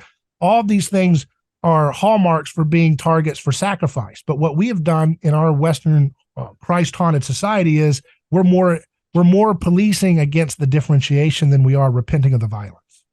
Does that make sense? Like the people in Eric Garner, the guy that got choked out, he said, I can't breathe. Remember the heavyset guy in New York? And they made T-shirts about him, the black guy that was choked out by. They made T-shirts saying, I can't breathe. Did they get rid of the law that said it's okay to put people into a deathly situation because they're selling a cigarette without a license? No, they didn't do that, because that would be an incarnational point of action to like stop that from happening again. If you think that's an unjust law that police officers should have the right to use lethal force to stop a guy from selling cigarettes. They didn't change that law. They just made T-shirts and said, "Look, oh, wait, we feel this way." They did nothing for it. They raised money, did nothing. So that's disembodied, mutated Christianity. That's not incarnational Christianity, which is like, okay, stop the actions of collective violence wherever you see them, and then preserve healthy forms of differentiation. And so when you say repenting, you mean, like, do you mean, all right, the Americans would pause, own up, and say, the reason why our society might be so rancid with all this intensity and this division and this kind of building up of the collective violence in the camps is because we sort of extended ourselves across the world, flexed our power, and we're not standing up and owning that and saying that there's consequences of that. We don't actually understand that there's all these derivative consequences we didn't even think about, such as, for example, families getting sheared apart to go and keep South Korea on lockdown. You know, a husband goes and he ends up getting an STD in a brothel over there, and these little things all build up. More horror of coming back and people are applauding you for killing somebody you didn't need to kill based on a lie that sent you into that war. Yeah. What does that do? What does that do to your children? What does that do to you if you don't have that resolve? And you have your churches, which is the place where you're supposed to have the Prince of Peace, and they're the ones cheerleading the wars often the most. That's really messed up. That's really messed up, you know? So this would be like the Middle East then, and it's like, oh, go bomb the Muslims and all this type of stuff. Yeah, and you go over there and you're going door to door, and it's like, okay, you told me. I mean, they take these. I would talk to these soldiers. They took these folks that are 19 years old. They sat them in a room and they made them watch videos of people being beheaded at 19 years old over and over again. The gurgles, all that. They'd make them watch that for hours doing programming, and then they'd go send them off into Iraq and they'd fight in Fallujah. And now they've been programmed to think everybody who's just not answering the door on time when we barge on the door, you know, that's the guy that I just saw cutting the thing. So you're creating this animalistic stuff. And then they come and clap the right-wing Christians. So they're like, oh, yeah, thank you for doing it. Go in there and get them. You know, and then the left-wing people, they somewhat had some tepid defense for, you know, they had some kind of tepid critique of the war until their boys got in there and did the same thing. So there's no repentance. Our society is still arrogantly, really our society, even with Trump, they sublimated their so the right got to say, hey, we're anti-war now, but they did it in a way where, well, we're not admitting that we were really bad. We're just saying it's too costly. It's you know, it's a fool's errand to do nation building. And Trump, look how macho he is. So we can sublimate our, you know, we can kind of hide our feeling of remorse for those wars under the big macho Trump tough guy foreign policy, but also a little bit anti-war. So that's their attempt to try to like repent a little bit, but there's never been any reckoning of that. And that's just one part of collective violence that is a clear continuation of the scapegoat mechanism in a way that is completely horrendous. 2,000 years after Jesus said, it is finished, we're still trying to sacrifice people. And the thing is the wars are impotent because we do not want to go through with the level of brutality that would be needed to revivify the pagan sacred that Christ broke. So when you go to Afghanistan, I remember talking to a Marine friend of mine. He's like, the level of violence we would need to do to get those communities to stop stoning their daughters for adultery is a level of violence that the American people and the American government would never officially condone ever. And so therefore, any of our attempts to nation build and get these people by force, our level of force is not sufficient to get it through their heads through fear to get them to repent of the things that we say are violent, ugly, barbaric practices that we want them to stop. So we are impotent in our attempt to be brutal.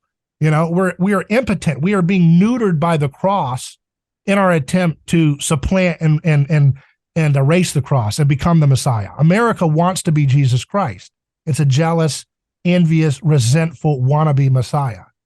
Now there's so many very fascinating things you brought up there. So the one is just violence. I definitely want to ask you about that, but I don't want to ask you about that for now. So there's violence. Let me just write that down.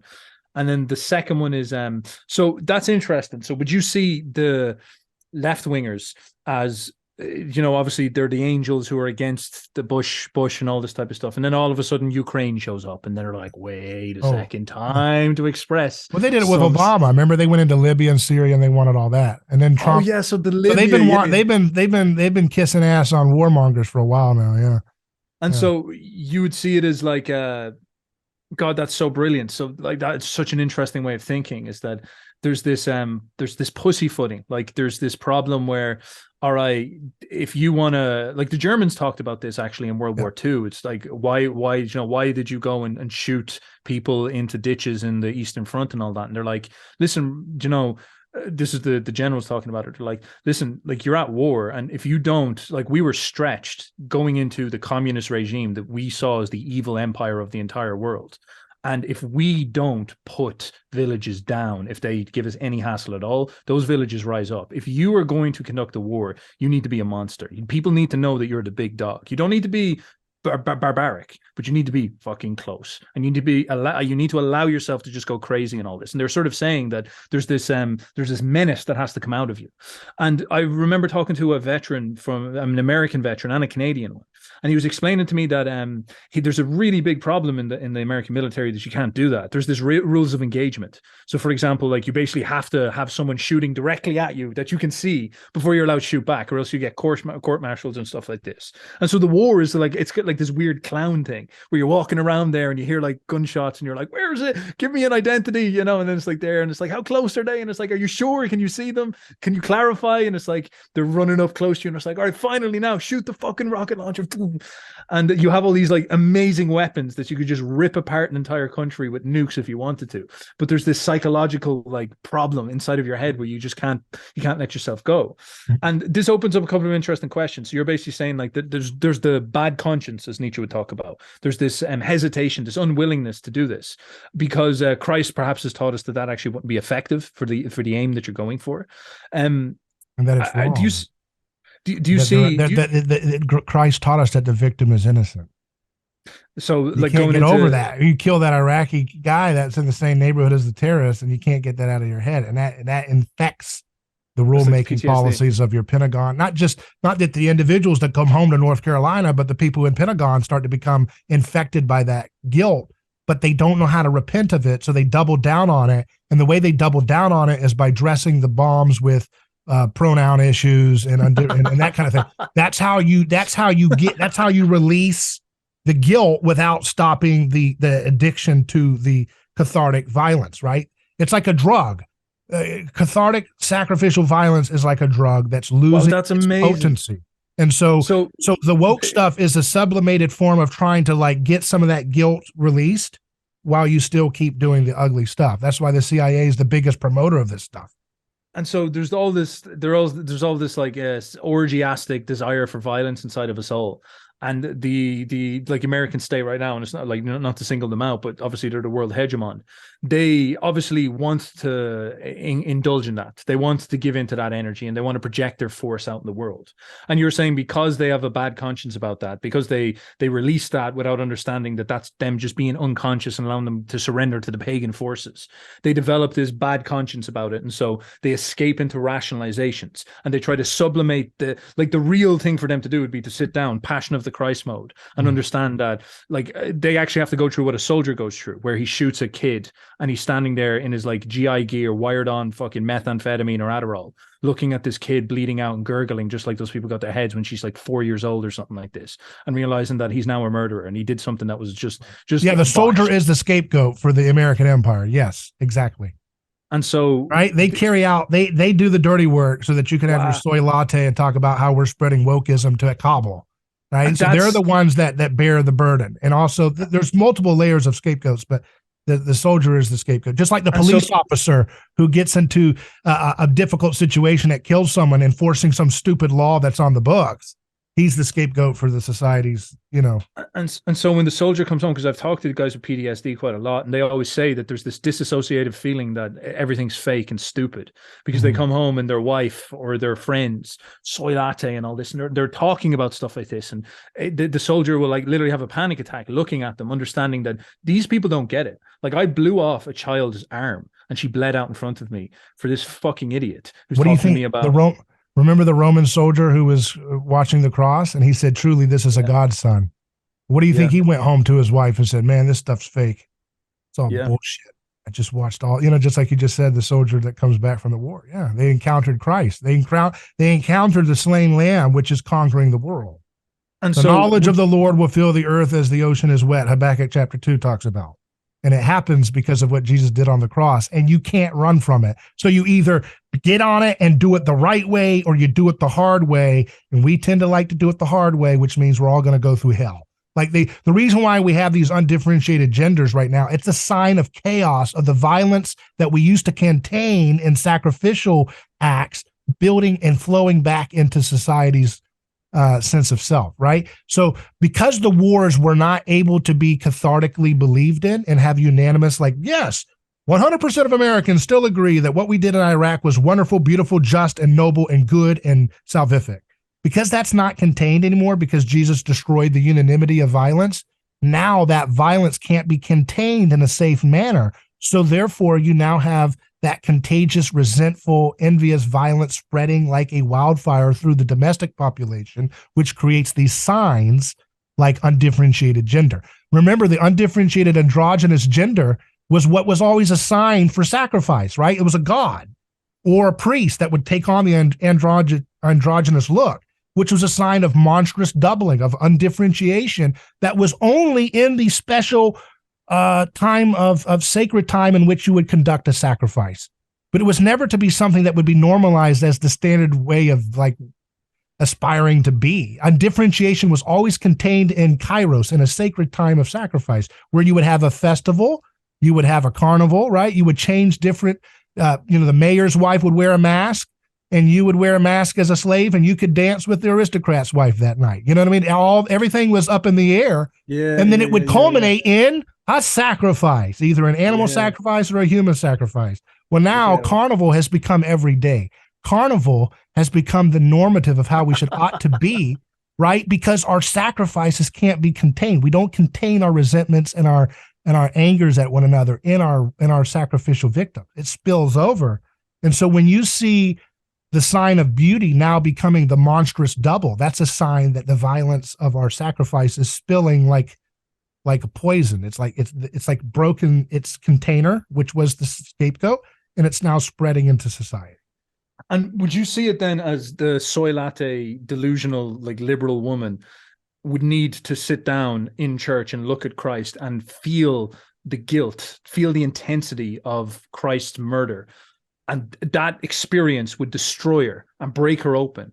And that would force her to confront these deep, intense emotions, which would cause the catharsis necessary for her to realize that her patting her husband on the back and being like, "You're such a good soldier, I can't wait to see you in a couple of years," realizing that she's sending off a Roman soldier to go beat up a 4-year-old, to go shoot a kid, to go bomb something. And like you're saying, that if she actually has that experience with the God of the sacrificial God that is invincible to death, she actually psychologically will do that, and that will fix it. And the problem you see is that in America, in the West, in the world, people have stopped doing that. They've decided that they're better than that. They're above this. They're above these primitive religions, this backwards, stupid, oppressive religion of Christianity. And for this reason, all these psychological forces have now gone undercover. And so people are actually going to get what they want. There's going to be the manifestation of parody, of carnival, of nonsense. The paganism will rise up again in its own way. And then eventually that's going to start. What's worse than paganism? Because paganism always put the carnival as a specific period of time. It never was normal. So that's the difference. World.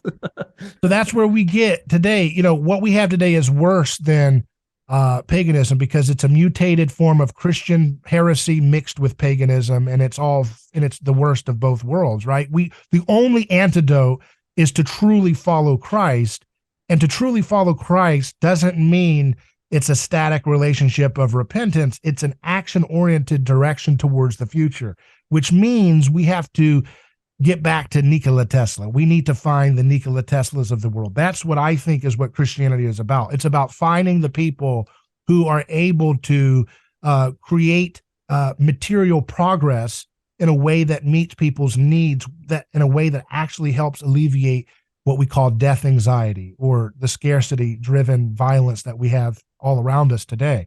So basically, as long as we think that Christianity is a psychological thing or a people of the book, we're going to miss the point. It's an incarnational, action-oriented. The Bible begins in a garden. It ends in a city. We have something to do. We have somewhere to go. The concept of the future comes from Christianity. Like, they didn't have a future in the pagan world. I think you could check me on that. Isn't that correct? I mean, they had an eternal return. That's what Nietzsche's talking about. There was no concept of history is headed somewhere. It's all about trying to get back to the golden age in mythology, right? But the Jesus story is about the best is yet to come. Like his first wine is a repudiation of the entire mythological eternal return, because he brings out not the cheap Manischewitz wine, he brings out the best wine at the end, which is this idea that at the end of the wedding party in that time, you would bring out the garbage wine when everybody's kind of toasted. They wouldn't know the difference. Like, all right, this is the best I got, man. The best stuff we had was at the beginning. And that's kind of like a picture of like the golden age of mythological history. But that's not what we have with Christianity. The best wine is brought out at the end, which means we've got somewhere to go. History's moving somewhere. We're not just trying to get back to the garden. See, that's the mythological Nietzschean subverted Christianity that so many folks unconsciously pick up, is they're trying to get back to the garden, right? Where it's like, okay, we're going to get back to this return, this return to the 1950s or 1930s, or if you're a Calvinist, you want to go back to John Calvin's 1600. If you're Catholic, you want to go back to the golden age of medieval Catholicism, or whatever your favorite little thing is. You're always trying to get back, and that's not Christianity. Whenever you're trying to get back, you're whoring after other gods. Christianity is about going forward, right? It's about cultivation, going to the future, It was Christian future, and let's go. Holy shit. So I see what you mean by you being a progressive, right? So we're blazing into the space age. Christ will take over the galaxy next. That's nice. All right, interesting. Because we don't have any Christian anthropology, we don't have a true proper Christianity. Because we have a theological Christianity, it's a disembodied Christianity. It's a Christianity of the mind, which is very fertile for a young style stuff to catch on and kind of, oh, this is what Jesus is all about. But really, if you get an incarnational Christianity, then you're trying to say, okay, Christians, we have to solve cancer right now. Let's solve diabetes right now. Let's solve these issues using solutions right under our noses that will help people where their pain is. That's what Jesus did. I'm not talking anything bizarre. That's all Jesus did. He dealt with someone who was lame, and he made them walk again. He dealt with someone who's blind and helped them see. His buddies weren't catching a lot of fish. He gave them a big fish. It was all very practical, material advancements, which were down payments on his power and authority in history. And then he said, you will do greater things than I. And we say that he wasn't serious. Even every pious Christian you ask would tell you he wasn't serious about that. That's how much of a resentful mindset they've internalized in their heart. We can't do anything as good as him. He's Hercules. It's like, no, go look at what the stories are all about. Peter represents how many Christians treat Jesus in the story of walking on water. Remember, Jesus is walking on water, and Peter's like, I would like to stay in the boat, right? I want to stay in the boat. That's how most Christians are. They're like, Jesus is our new Hercules. He's our great man of history. He's the big strong guy. You do it. You die on the cross. I'm going to sit back and give you thank you. Hey, you're great. You're awesome. You're the macho man. And I'm going to just be a little resentful punk and sit there and say, hey, don't die on the cross. Let's have a political movement. Such a whiny little resentful attitude. But no, Peter did the right thing. He got out of the boat and he did what Jesus was doing, right? So he dealt with, I am going to become like him. I'm going to be him. And I'm going to master my material circumstances in a moment. And the moment he started looking at the material circumstances, he started to sink and he lost his courage. But that's the point. Christianity is action. Nikola Tesla is a Christian saint, okay? He created alternating current. He lit up the world, right? We need that today. We need Christians acting like Christians, which means you add anthropology to the mix of the theology. If you just have a theology, you don't have an incarnational Christianity. So important. So much of everything we talk about in Christianity is all about philosophy and theology, which doesn't give us the full picture. Jesus is both Son of God and he's Son of Man, which means if you're only reading the Bible trying to understand what is God like, you're not reading the Bible like a Christian. A Christian reads the Bible and says, what is man? Who is man? And why am I the way I am? And why do I have the conflicts I have? And why do I have the feelings I have? And why do I have the relationships I have? And what is it? Why do we keep falling into the same patterns of conflict? And once you read it with the theology and the anthropology together, now you're getting incarnational Christianity. And now you have work to do. Now you need to challenge the sacred cows that are hidden by mimetic contagion, creating these delusions of grandeur that make us believe that physics has been settled, science and all these different things that we just accept. And then we have this garbage world that is living in a dark age because Christians are whining, wanting politicians to save them and then telling you that they're Christian. They're not Christian. Christians get out there and save the world. as his body on earth. That's So it. based. So based. Love it. That's really interesting and powerful because I've actually spent an awful lot of time talking to Christians recently. And I've been kind of a little bit jaded because I find that they just don't really get it. Like they don't really hear it. I'd find them often talking past them. And the experience is for example, they'd often want to argue with me about Nietzsche, for example. This is like obviously a big topic. And they keep on trying to pull it into like metaphysics. And they're like, I want to debate why Nietzsche's wrong based on metaphysics, which is fair enough. Nietzsche's very fucking schizo takes on metaphysics, without doubt. But nonetheless, there's something that I find very interesting because the kind of Christianity that they present is this like very sterile, lifeless. I want to run up and we want to debate about theology. I want to debate about these abstractions. Of course, Nietzsche, in his genius way, subverts all that. And he points out that like you can't really trust that part of your mind to be telling you the truth because you yourself is full of psychological resentment. Nietzsche just defeats them on first principle because they're not self-aware in this way. And then what I notice is that Nietzschean idea, when you're talking about it this way, like this is very compelling. That like I actually see how Nietzsche helps Christianity so much when you understand him clearly, because someone like Girard could take a Nietzschean critique and then move beyond it. Christianity, Christ comes down and he shoves you into yourself and makes you aware of your instincts, aware of what you are, and then forces you to make that confrontation with yourself. Am I going to be a resentful little prick who tries to live out my negative energy inside of myself, or am I going to overcome that because Christ overcomes it for me? So I am able to defeat myself, overcome myself, and then I can produce this master, creative, powerful energy, and then I can go and I can enact that in the world. Because if I don't, I'll enact the negative stuff in the world and I'll turn into a little bender. But if Christ's first victory allows me to be free to go and act a thing, and this is why Christ is saying you're going to do greater things than me, which actually is an astounding thing when you think about it. But he's basically saying the first victory is that I made your heart free. Now you can go and follow it. You know, if you just listen to me, your heart's free, and you can go and you can make fucking science, and you can go and get to outer space, and you can go and solve cancer. You can do all that stuff. I'm not going to do all that stuff. Jesus doesn't sit in his lab and do anything with science, but you can, because he got the first victory, and you stand on his shoulders. That's really cool, man. Like that, I really like the frame on that. Do you have any thoughts on that before I ask you a couple of different things? Well, yeah, it reminds me of the quote by Rene Girard. He says, we didn't stop burning witches because we invented the scientific method. We discovered the scientific method because we stopped burning witches. Yes. Does that make sense? Yeah, of course. Because like all that, it's like that the energy's getting put in the wrong direction, and then all of a sudden, tell me a little bit more about this energy thing, because I hear this a lot. Well, because I heard you, I watched your video about before this today. I watched you talk about energy.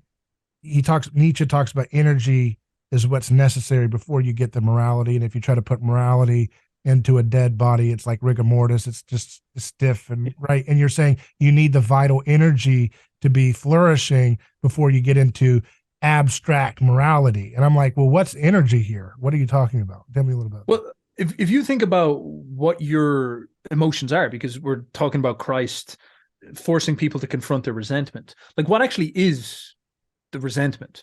It's a set of biochemical impulses that are shuttling through your body, and they're trying to express themselves through you. You're getting actually possessed by a fizzling set of electrical signals and impulses. There's some type of force moving out through you. And what these emotions are doing... Gerard would say it came from your neighbor. It came out externally from you, right? Now, this is where I think I would have a disagreement with Gerard. This is one of my big kind of like things that I'm not sure I agree with him on. And I think he might be... We'll see. We'll maybe like explain it. But if you look at the universe that we live in, because Nietzsche, one thing that's brilliant about Nietzsche is he pulls people very much out of this pontificating, blatherbraining thing. His big critique of Western society and Christian society is that we allowed ourselves to get lost in this abstract, escapist, otherworldly nearly way of thinking. And we stopped looking at life. We stopped looking at nature. The whole project of science, as he would frame it, I don't think you're going to agree with this, but just hear me out in the way that they would frame it. Christianity comes into Rome, then we have their dark age. We become these very like philosophically pontificating people. There's advantages to this. It makes us very, very disciplined mentally, but it kind of brings us up into the celestial realm of ideas and philosophy and all this. Natural philosophy shows up, which is science. It's the return of European man to nature. It's actually a form of paganism showing up up again in his eyes. And what is happening there is we begin to study nature unideologically. We break out of all our rationalizations and we force ourselves to develop a method of approaching nature, which is anti-rationalization. This is what the scientific method is all about, is that you have to, stack up on empirical evidence. Don't give me a fucking thesis or a theory or a pontification based on revelation. Show me. I want you to be able to point to something empirically you can observe. Now, what happens in this arc of Western history is that it actually turns into a great success for us in many ways, although it destroys us in many other ways. But what we see happening is that Western man begins to study matter, and he begins to look at what matter is. And this sort of culminates in the early 20th century, where we discover, like someone like Einstein discovers that all matter is condensed energy moving in a slow waveform. And Tesla says the same. Yeah, says Einstein's the same thing. Wrong, but that's okay. Yeah. Well, there's this, the world that we live in is a manifestation of energy in various ways. And everything that we understand as, like, for example, what is music? Music is sound waves. Energy is moving through the air. What are we? We are like, you eat food in order to turn it into energy that is released. What are your passions? Your passions are actually an expression of that energy. When you're quite low energy, you become depressed. You have troubles with these types Jeb of Bush, things. yes. Like there you go. Yeah. And we should give him some Nietzsche books and see what happens. And Nietzsche was sort of saying that this vitality, this energy, this life force, if you want to describe it, is the center of our soul. In fact, the Romans word for soul, where we get like the Latin word anima from, is animus. It means this vital, energetic experience. And this is, Nietzsche would point out that this energy is a source of so many fantastic things. There's an awful lot of things we can go into, such as, for example, how energy leads to structure in the world. What Nietzsche starts to reconstruct is a very naturalistic way of understanding the world and justifying the way that we understand why good things happen in the world.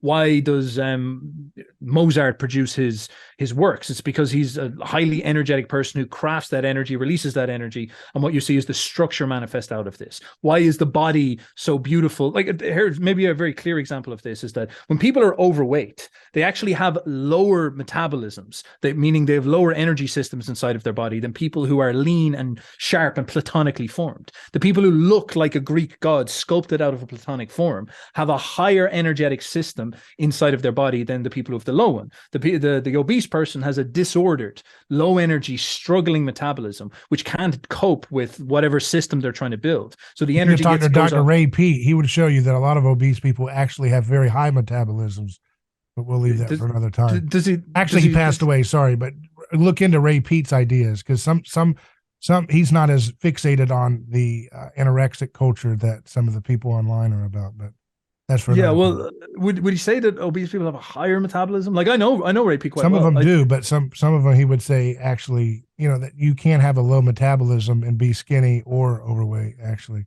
Well, absolutely. Like, if you're going to be unhealthy in some sense, your thyroid's a great measure for health, I guess is what I'm sort of saying.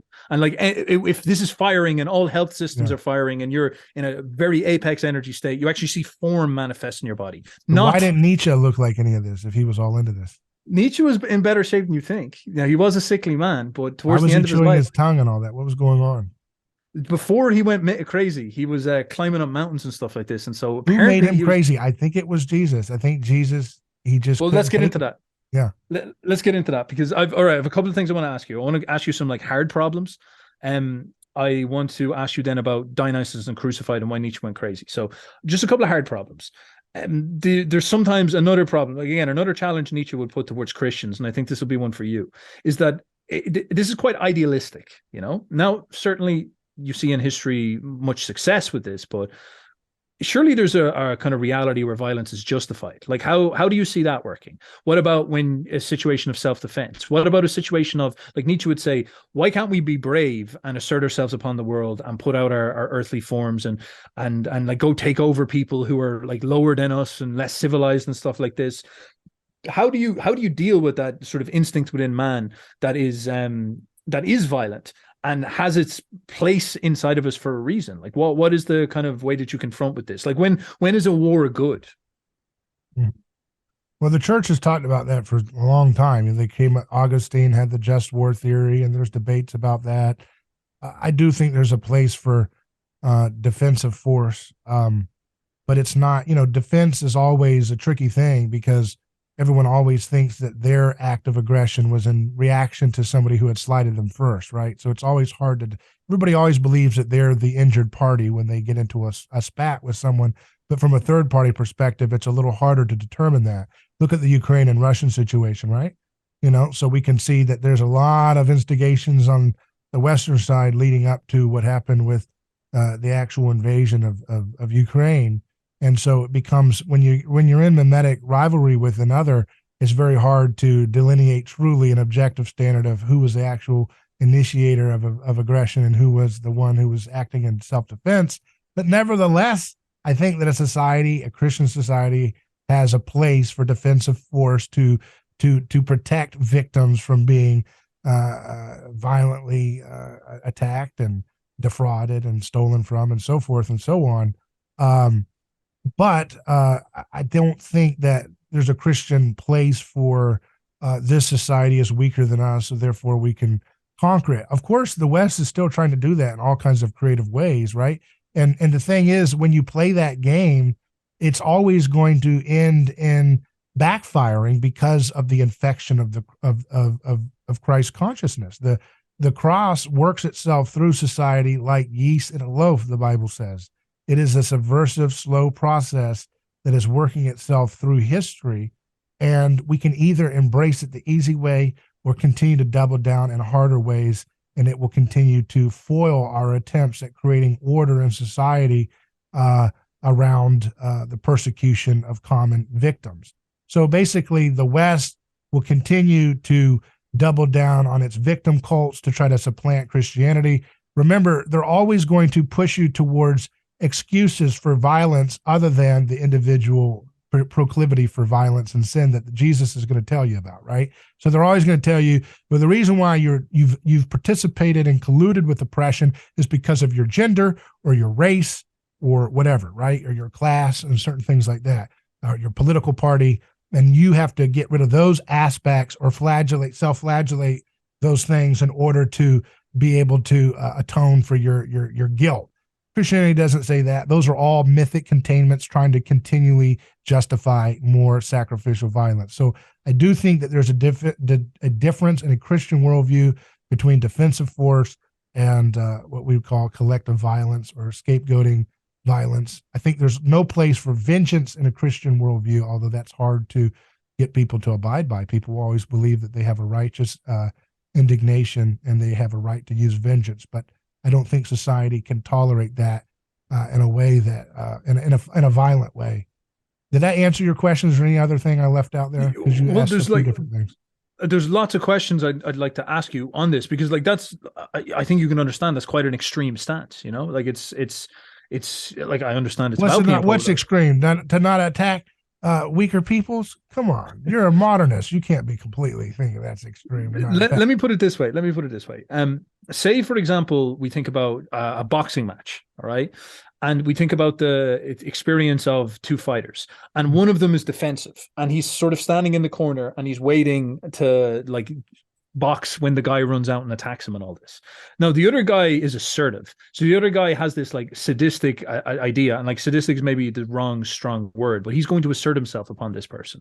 He's the person who feels inside of him that I want to defeat this guy. I want to take the wealth for this boxing match. I want to be the winner. I want to be the guy who gets the fame and the adoration and all this type of stuff. And he puts his best foot forward. He launches himself upon that man. He defeats him and he takes everything and he takes the victory and all these types of things. Now, of course, he actually achieves this success tangibly in the world. Mm-hmm. And it's very dangerous to, if you're a boxing coach, to realize that you've got a fighter. This fighter is going into a game, boxing, which requires you to win. And if you go in and you coach your fighter to be this maybe romantic or idealistic idea that we should be pacifists, or I'm not saying you're saying that, but we should be timid, or we shouldn't maybe, unless that guy punches you, don't punch him back or something like this. If you develop this sort of like too tender of an attitude, you can put him in a very bad position. What if it's like the just rules of engagement thing. Mm-hmm. If you wait for the other person to hit you first, they might damage you so bad you can't even compete properly. Whereas if you go and you just launch yourself upon them and you become the, like as Nietzsche would say, the creator, the person who trusts your instincts and puts the first move forward, not the reactionary, the one who's asserting themselves. you achieve something quite good in that sense. And would be a sort of form of his argument of like justifying your own passions and understanding that they have an aggressive inside of them. They have an aggressive instinct inside of them that wants to launch yourself upon the world. And you should affirm that, embrace that. It's part of who you are. It's part of life.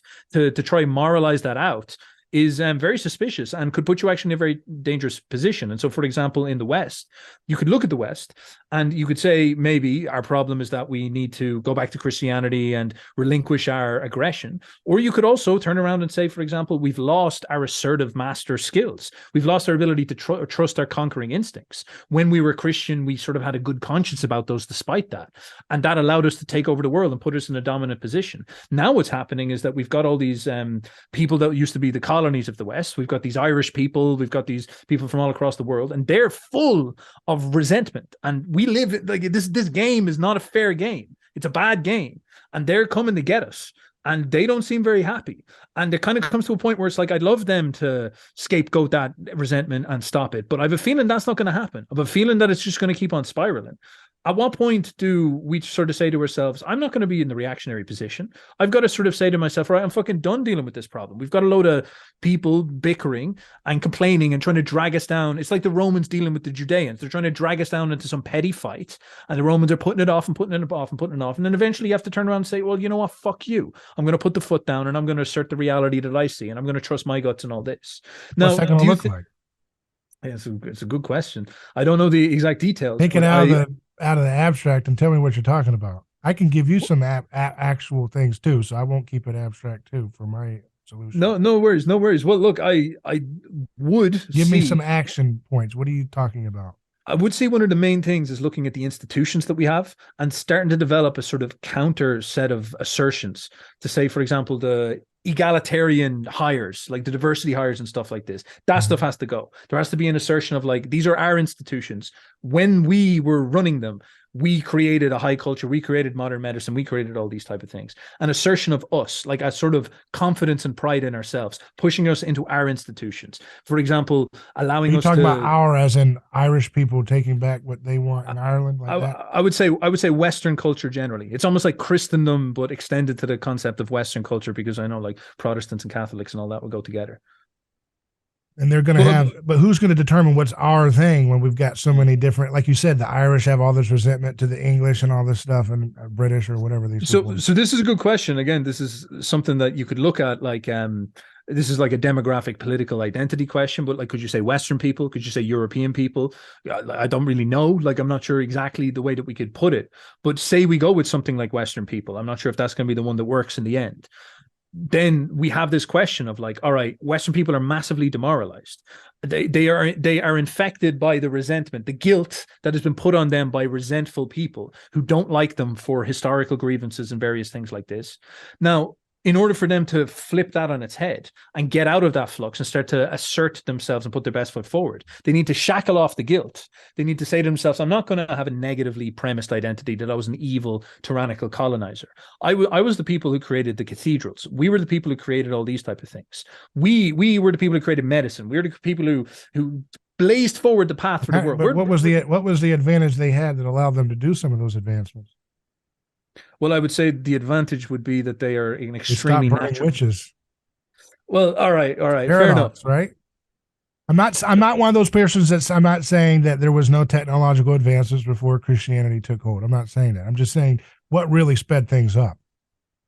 Yeah, well, maybe it was that. Like, I would, like, when you stop burning witches, you start to take a look at that growth on that dead body in the field from a plague. You say, what the hell is that? Maybe we could get a glass. You got a piece of glass there, bloke, and you zoom in on that and say, oh, God, look at that thing growing on there. Is there any way we could develop something to stop that?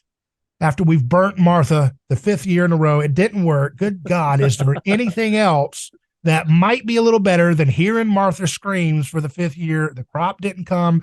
We need to try something else. You know, you have that process, right? So violence retards society. Let's put it that way. That's my response to you. Is that, you know, the whole idea of having a boxing match in the first place is a vestige of a sacrificial ritual that people use to create order and meaning in their society. That was child's play. Now we have to be adults. Now we have to be Christians. Now we have to put away things of the child. that's what the Paul talks about. God winked at our ignorance in our pagan past. He let us have our time to try to construct society based on the noble lie of, trying to have a scapegoat that we could project into the sky and call it our God and tell us every now and then to have another sacrifice in his honor to continually preserve society. We don't have that anymore. We were bowling with bumpers, and now the bumpers are off and we've got to land the strike or we're going to perish. That's what the whole point of Jesus' story is. He's coming with a sword, and you can't roll that back. And I think that's why Nietzsche lost his mind. He wanted to roll it back, but how can you roll it back? How can you I mean, what do you want? Do you want to have children children put in the situation they were put in the Roman times? Do you want that? No, but No, I guess nobody wants that. So we're, how Nietzschean do we have to get the good old days back? That's what I want to know from that. I'm not necessarily talking about the good old days. I'm not. I do understand your point, though. But look, two caveats, and maybe it might get redundant if we dig into this stuff too much. But there's a way you could look at history, and you could say to yourself, as the European people are particularly talented and special. When we were pagan, we built the Roman Empire. When we were Christian, we took over the world, basically. And as we stopped being Christian as severely as we were before, as we hit the Renaissance, the church people started to doubt the church. This starts to steamroll into the Enlightenment. It was as we started to go into the Enlightenment that we started to see the true rise of science and the true beginning of those processes. Now, Nietzsche would argue, because Richard Dawkins would be like, it's because we got rid of the superstitious Christianity that happened. But Nietzsche would argue that Christianity and its monk instincts trained us to be very, very penetrative in our thinking, which actually laid the foundation for science. And as we evolved into the kind of modern era, this is when we conquered the whole world. We set up the whole project of science. We blistered through medicine. We discovered all these things, like how to stop infants dying, how to make penicillin. We discovered, obviously, how to. What was the animating energy? You want to talk about energy? What was the animating energy for trying to help infants, for building a hospital that would take anybody in, whether you were a dirty Irishman or a royal British English dude? What was the thing that allowed you to get your wound healed, and what was the thing that allowed your child to be recovered and taken care of as an infant? The animating energy from all of that was the revelation of the slain lamb. That was the animating energy, right? And the question is, you can't roll back that energy. That's the point Jesus is prophesying. He's predicting that in history, that you can't undo it. Once you have it, it will infect you. So you either have to go with it the right way, or you try to roll it back. It's just going to flatten you. It's just going to crush you. Well, then the question all right, it's a good point, but something I see the Nietzschean perspective pointing out that's a scary one is that animating energy to help everybody with medicine and all this might be a way that we're shooting ourselves in the foot in the West, because let me complete the thought. Yeah. We are special. Now, maybe you'll disagree with this, but let's just run with the idea. The Western people, highly creative, scientifically brilliant, produced the high civilization that rules the world at the moment. Our Christian instincts, because we are taught to be so care about the lamb all across the world, like as Nietzsche would call this, he would call this the slave morality. We believe in the lamb all across the world, is actually very dangerous for us at this moment, because now what's happening is that we've got this guilty conscience where we're not good enough. We need to sacrifice all of our creative powers towards lifting up the minorities or the ex-colonies or something like this. And the problem is that they kind of resent us. They're full of vengeance and bitterness, and they're not any more developed than we are psychologically. And so it's almost like we're sacrificing this whole high civilization to try pass it on to other people who are just going to run it into the ground, who are just going to run it into the ground, and anything they use out of it is probably going to use to turn around and ruin us. And to give you a tangible example of this, look at the way Elon Musk has reacted with Twitter. He was sitting in there in America, and he was an idealistic Westerner, a very liberal, free, idealistic, good-hearted Westerner. And I think he's a good representation of our spirit. And he wanted to go to space, and he wanted to be Tesla. He wanted to build things that help the world. That's our spirit at the biggest way. Yeah. But he was living in America in the last 10 years, and he realized that the government was starting to come in and say, you have to hire people not on their capacity or their competence or their merit. You have to hire them based on this resentment. You have to hire them based on this injustice from the past and stuff like this. And again, I understand that that's could be a problem of the scapegoat mechanism and all this, but you see Elon sort of stop abstracting about it. And he's like, actually, I'm just pulling the trigger. I'm going to take over Twitter. I'm going to make sure that there's an outlet that we can talk about this to make sure this doesn't happen, because we're not going to space if I'm forced to hire someone who's not good enough for their position. I'm not sending people to the fucking moon when we don't have a rocket ship that's properly designed. That's a Christian. I mean, again, so you said they're racked by guilt, right? That's the point, is that a society that encounters the gospel but doubles down on its evil and doesn't repent is going to be racked with guilt, right? So Ivan Illich, remember him? He wrote some of these. He was a priest. He passed away, but he had books about schooling and hospitals and medicalization. IVANILLICH and ILLICH.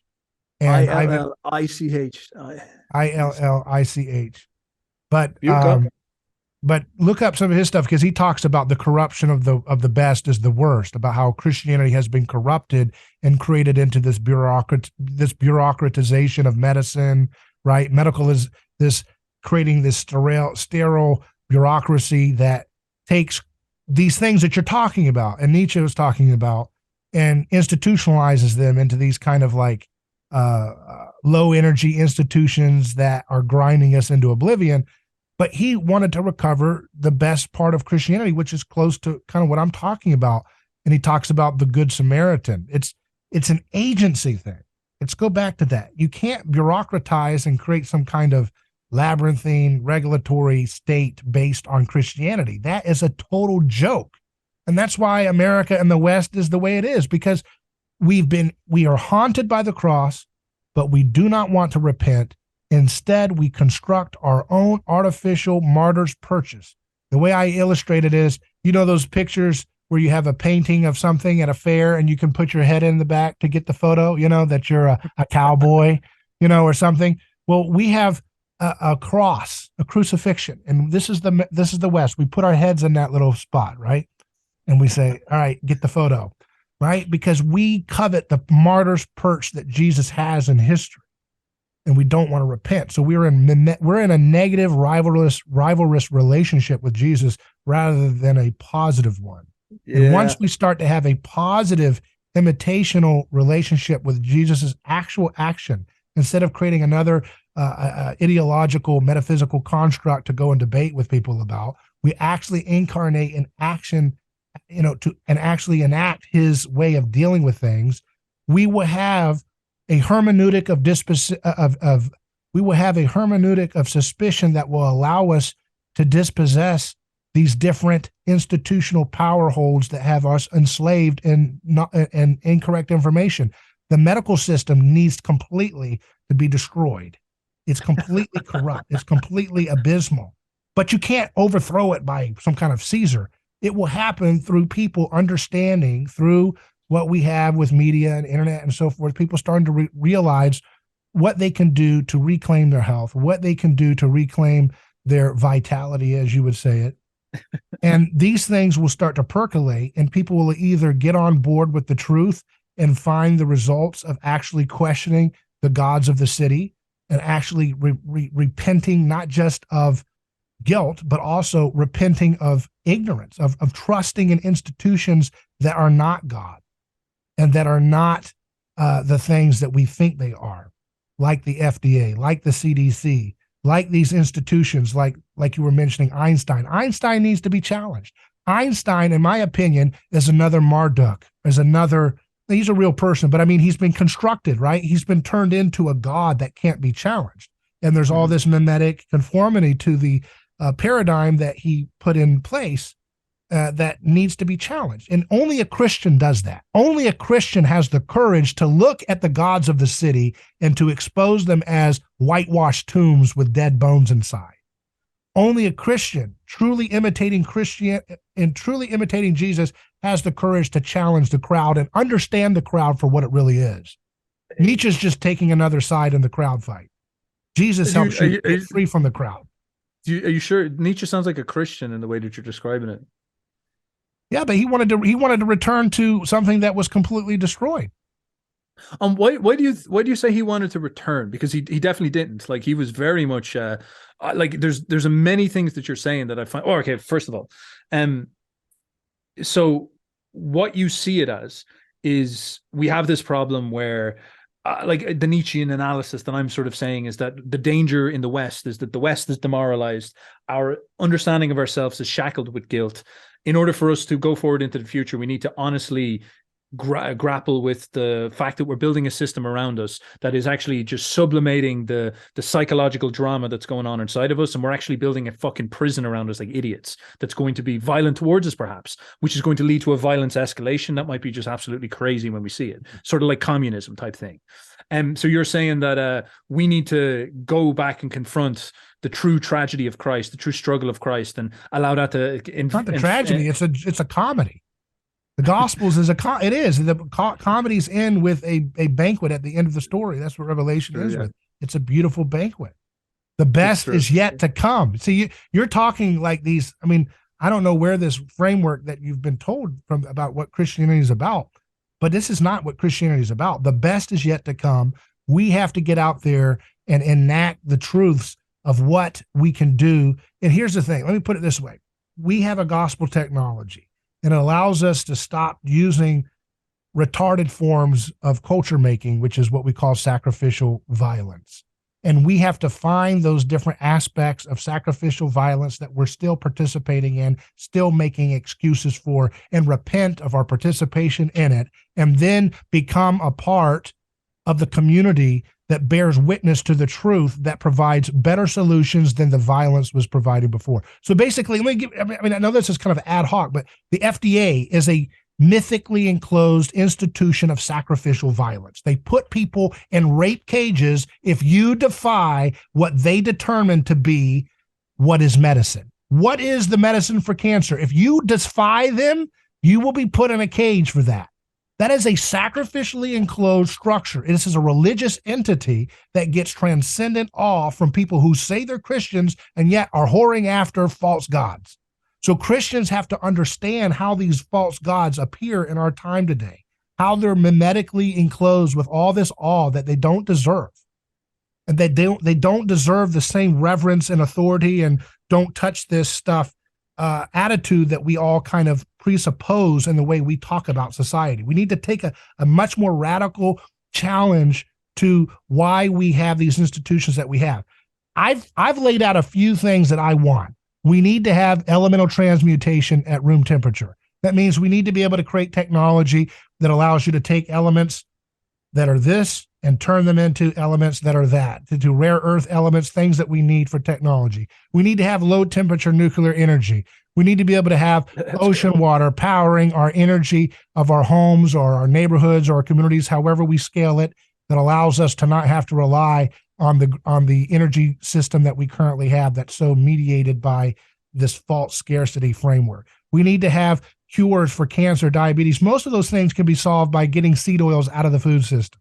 Yes, let's go. I've been talking about this for years. You get rid of the seed oils, you eliminate so many of the problems that we have, including mental health problems that afflict so many people who are caught up in all these insane ideologies.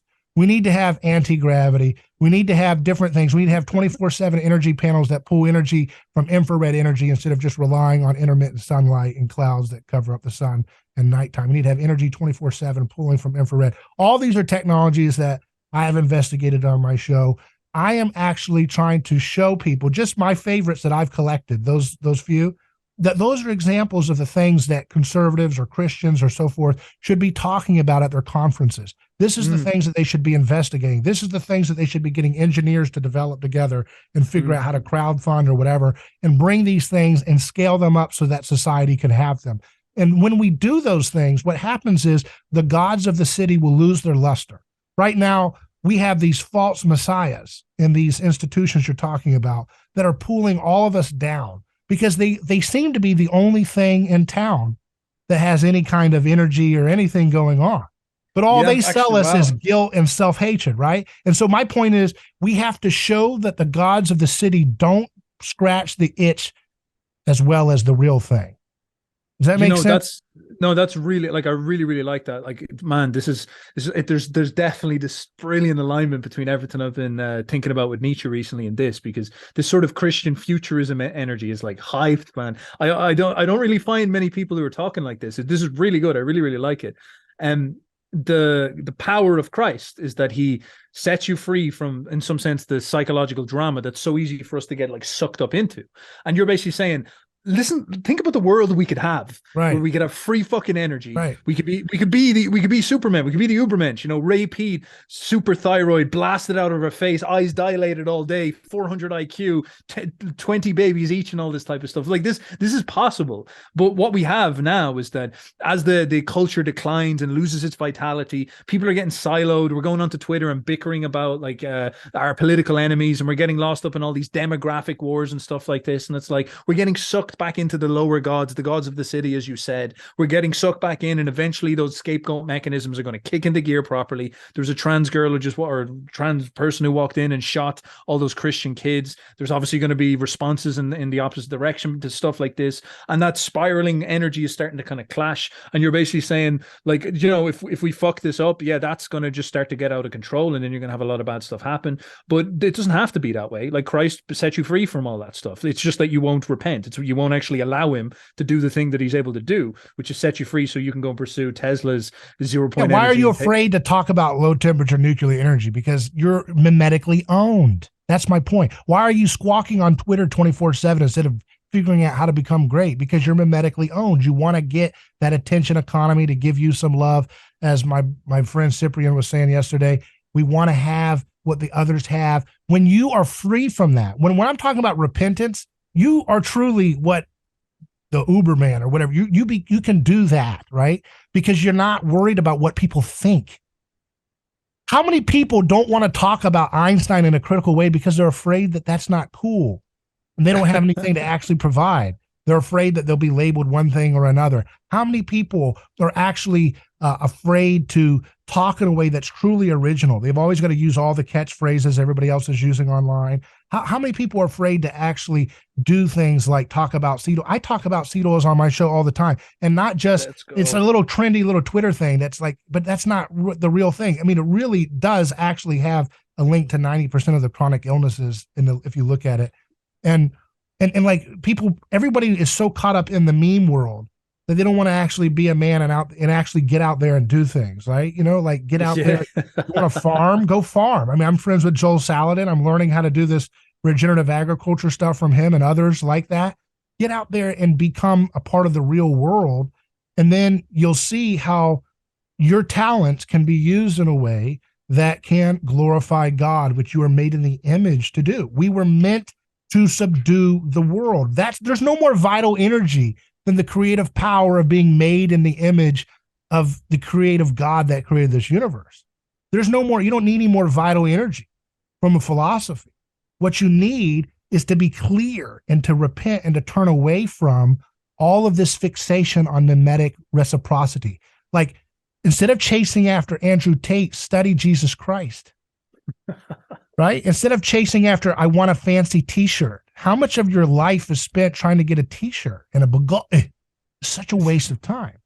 It's meaningless, right? That's where you need a little Ecclesiastes. But then you go back and you say, okay, so what can I do? Do what Jesus did. Deal with people at their material pain. They heal the sick, feed the poor. And it doesn't mean, and we're not talking about, don't get caught up in the liberal mindset. The liberalism is a mutation of Christianity too, okay? Let's not blame all these rip-off wannabes. Let's not, just like Nietzsche has a lot of rip-offs and wannabes, right? A lot of people that take him into different directions. Let's not blame Jesus for all the rip-off wannabes, liberalism, and all these different things that take his things and mutate it into a cheap rip-off that wants to supplant the real thing. Let's just recover the real master of history and then imitate him and not be scared to talk about elemental transmutation because, that's alternative energy. That's weird. That's like Alex Jones. Oh, I'm scared. But Alex Jones is cool because he's a meme now because he makes loud noises. But like, that's the only way we can receive Alex Jones. We can't actually like talk about hour 4 of Alex Jones that never gets clipped where he's talking about alternative energy because that's like weird and that's like trying to care too much about like reality. Let's just stay in the meme world. That's where our generation is, man. You know what I'm saying? They want to take a high energy guy like Alex Jones and say that's a meme. Isn't it cute that there's somebody that does this little character thing? They don't even believe in vitality. You know Yeah. what I mean? Like That's very true. it's a gimmick now, right? It's entertainment. Yeah, It's like, instead of actually just doing it, yeah, and just being it. And not everybody's going to have the high energy of an Alex Jones. Not everybody's going to have the broad shoulders to take the arrows, but you can at least support people who are doing things like that. And there's people all around, but you have to do the research to find out who they are. Ray Pete was one of them. His legacy will live on. I had him on the show before he passed away. Died on Thanksgiving. Yeah, he died on Thanksgiving. This past Thanksgiving. But you know what I mean? His legacy is going to go forward. You know? Yeah.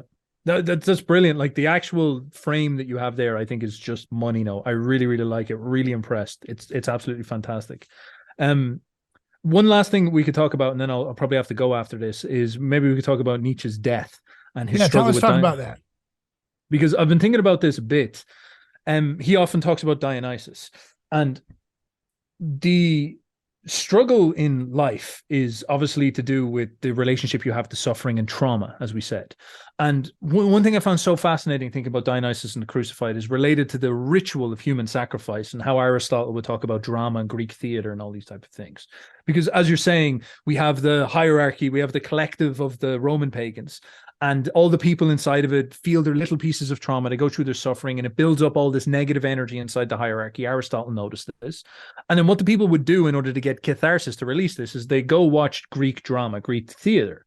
And when they'd watch this theater, it's like watching Passion of the Christ. They see Dionysus, the great hero, get murdered and then die, and then he'll be born again. The dying and rising god was that mythological trope. And then maybe you'd watch like other dramas. But the point of the theater was to get catharsis out of the audience so that some of that energy could be sublimated or expressed or whatever. Now, he would also point out that he wouldn't point this out, but like lots of people have said, these Greek theaters were a civilized rendition of human sacrifice, or sacrifices generally, but probably human sacrifice, since we're dealing with Dionysus and the god. And this is a fascinating thing to think about, is that people primitively were following these scapegoat, driven by these scapegoat mechanisms, would have all gathered around a high mountain, enacted a drama, got a kid that was 15, that was the most beautiful kid in the city, dressed him up in like petals, let him have sex with all the most beautiful girls, got him drunk out of his mind, brought him in and tore his heart out while it was still beating and held in front of his eyes or something like this. And everybody there would cry. Everybody would be like, it's so tragic, we're losing somebody so beautiful. And then they would come down, and that would be a great catharsis at the end of it. They'd have something released. There, some type of energetic exchange is happening there, and it could be a very dark energy, but whatever it is, it's this type of catharsis. And then, of course, Christianity slips in. Christ takes that exact drama and slaps himself in the middle of this, defeating the necessity for, as you say, the scapegoat, the necessity for somebody to be put up there. Because, of course, not only is Greek theater a form of human sacrifice, but public executions are. When we all get together in the medieval era, and I say, oh, David's talking about 0 point energy, he's a Satanist. I know everybody's like, you're a fucking Satanist. I'm able to get you dragged down to the local place and have you hung, drawn, and quartered. And you can be like William Wallace, and I can pull your joints out, and I can rip them off, and I say mercy, say something, say, you know, I'm pious, say Steph is right, say gospel or something like this. I can try to break you mentally, whatever it is. And the point being is that everybody stands there and they watch. And Dan Carlin has a brilliant piece on this where he talks about how public executions were basically like theater. Everybody would actually go like cinema popcorn, and they would get really riled up at it, and it'd be like this journey that people are getting taken through. Again, the scapegoat mechanism get triggered. Now, the point of this is that through these deaths, you get given the ability to live.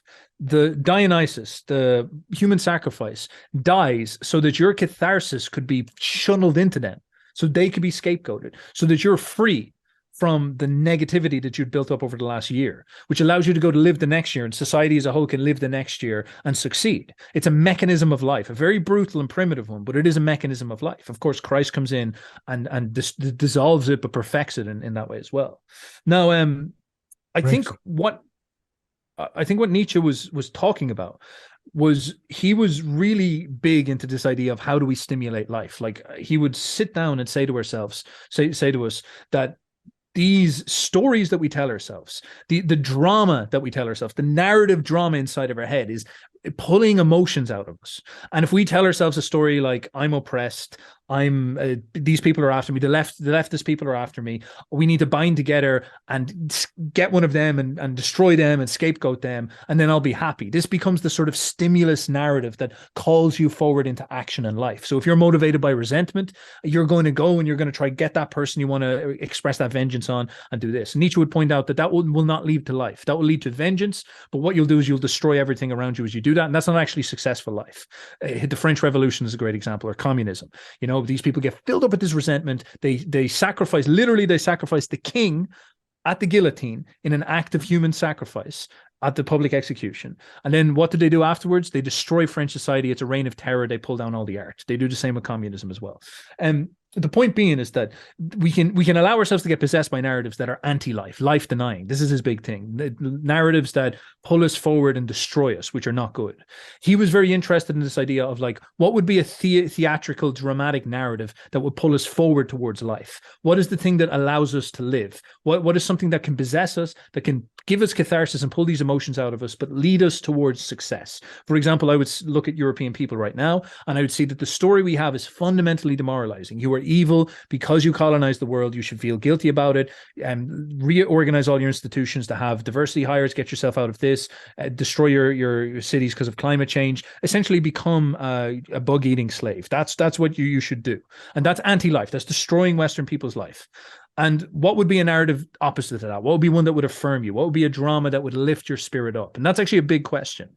Now, I think what Nietzsche was trying to do is trying to find an energy that he could catch onto, a narrative or a source or a hero that he could catch onto that would be able to supply Western people, or himself probably as well, with that type of energy that he could believe in going forward into the future. And I think he was oscillating between Dionysus and the Crucified for a very specific reason. I think that there's something about Dionysus as an expression of power defeating death, whereas Christ and the Crucified is an expression of more this like victimhood experience.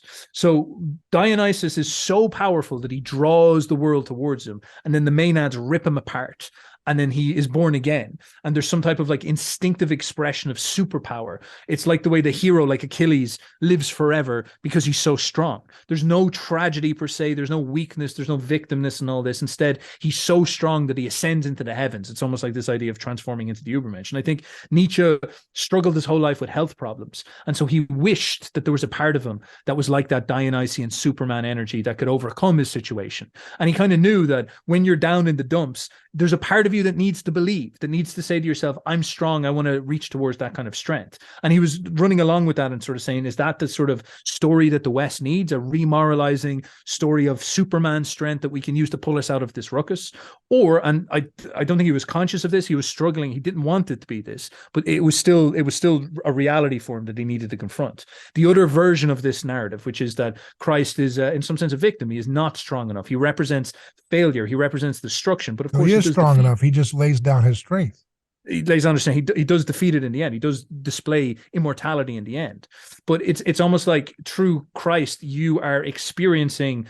Christ is there for you when you're weak, when you're sitting there. And Nietzsche, like I know when Nietzsche was sick and he was struggling with like blindness and he had all these problems, he was the Crucified. He wasn't going through Dionysus' Superman experience. I know. I think he was thinking about Christ. Yeah. Yes. He was the weak man in the corner, and he was the man, he was the dog getting beat. He was getting whipped. That was it. And he was wondering, he was struggling with the fact that if he just gave in to Christ, would that pull him through it and make him powerful again, like the way that you're describing, which I think is a great way to frame it. And he was wrestling. I think fundamentally his whole life, he was wrestling between, if I accept the victimness and the weakness and this tragedy and the struggle, will that actually allow me to overcome that and then become powerful again? Will Christ bring me towards health? Or in order for me to achieve health, do I need to be the Dionysian hero who has will, and I push through the pain and I overcome this? And I think Dionysus and the Crucified was his representation of that drama. And I think it's a very interesting drama, because even in my life, when I've been sick and when I've had struggles, it comes in the same way with me.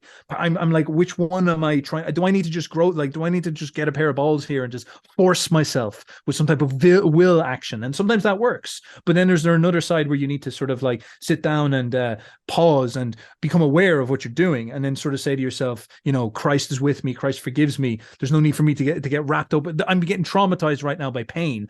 I actually need to allow that to be catharsized out of me so I can move forward into a happy direction. And fundamentally, he was warring with these two forces inside of himself. He felt like the human sacrifice. He was kind of struggling with them, and they were pulling him apart. And basically, as he was spiraling into his mental illness and insanity, these are the two deep fundamental stories that were filling up inside of his head. And you kind of wonder, like, for example, apparently some of his final words were, "Mother, I am dumb, I am stupid." That was the type of stuff that was coming out of him. So you kind of wonder which way he tilted. But I think that's the narrative anyway. Well, it's very interesting, and it's kind of a metaphor for where we're at in history. You know, are we going to go in the Dionysian way, or are we going to go in the Christian way? And it's the Christian way is not the way of victimism.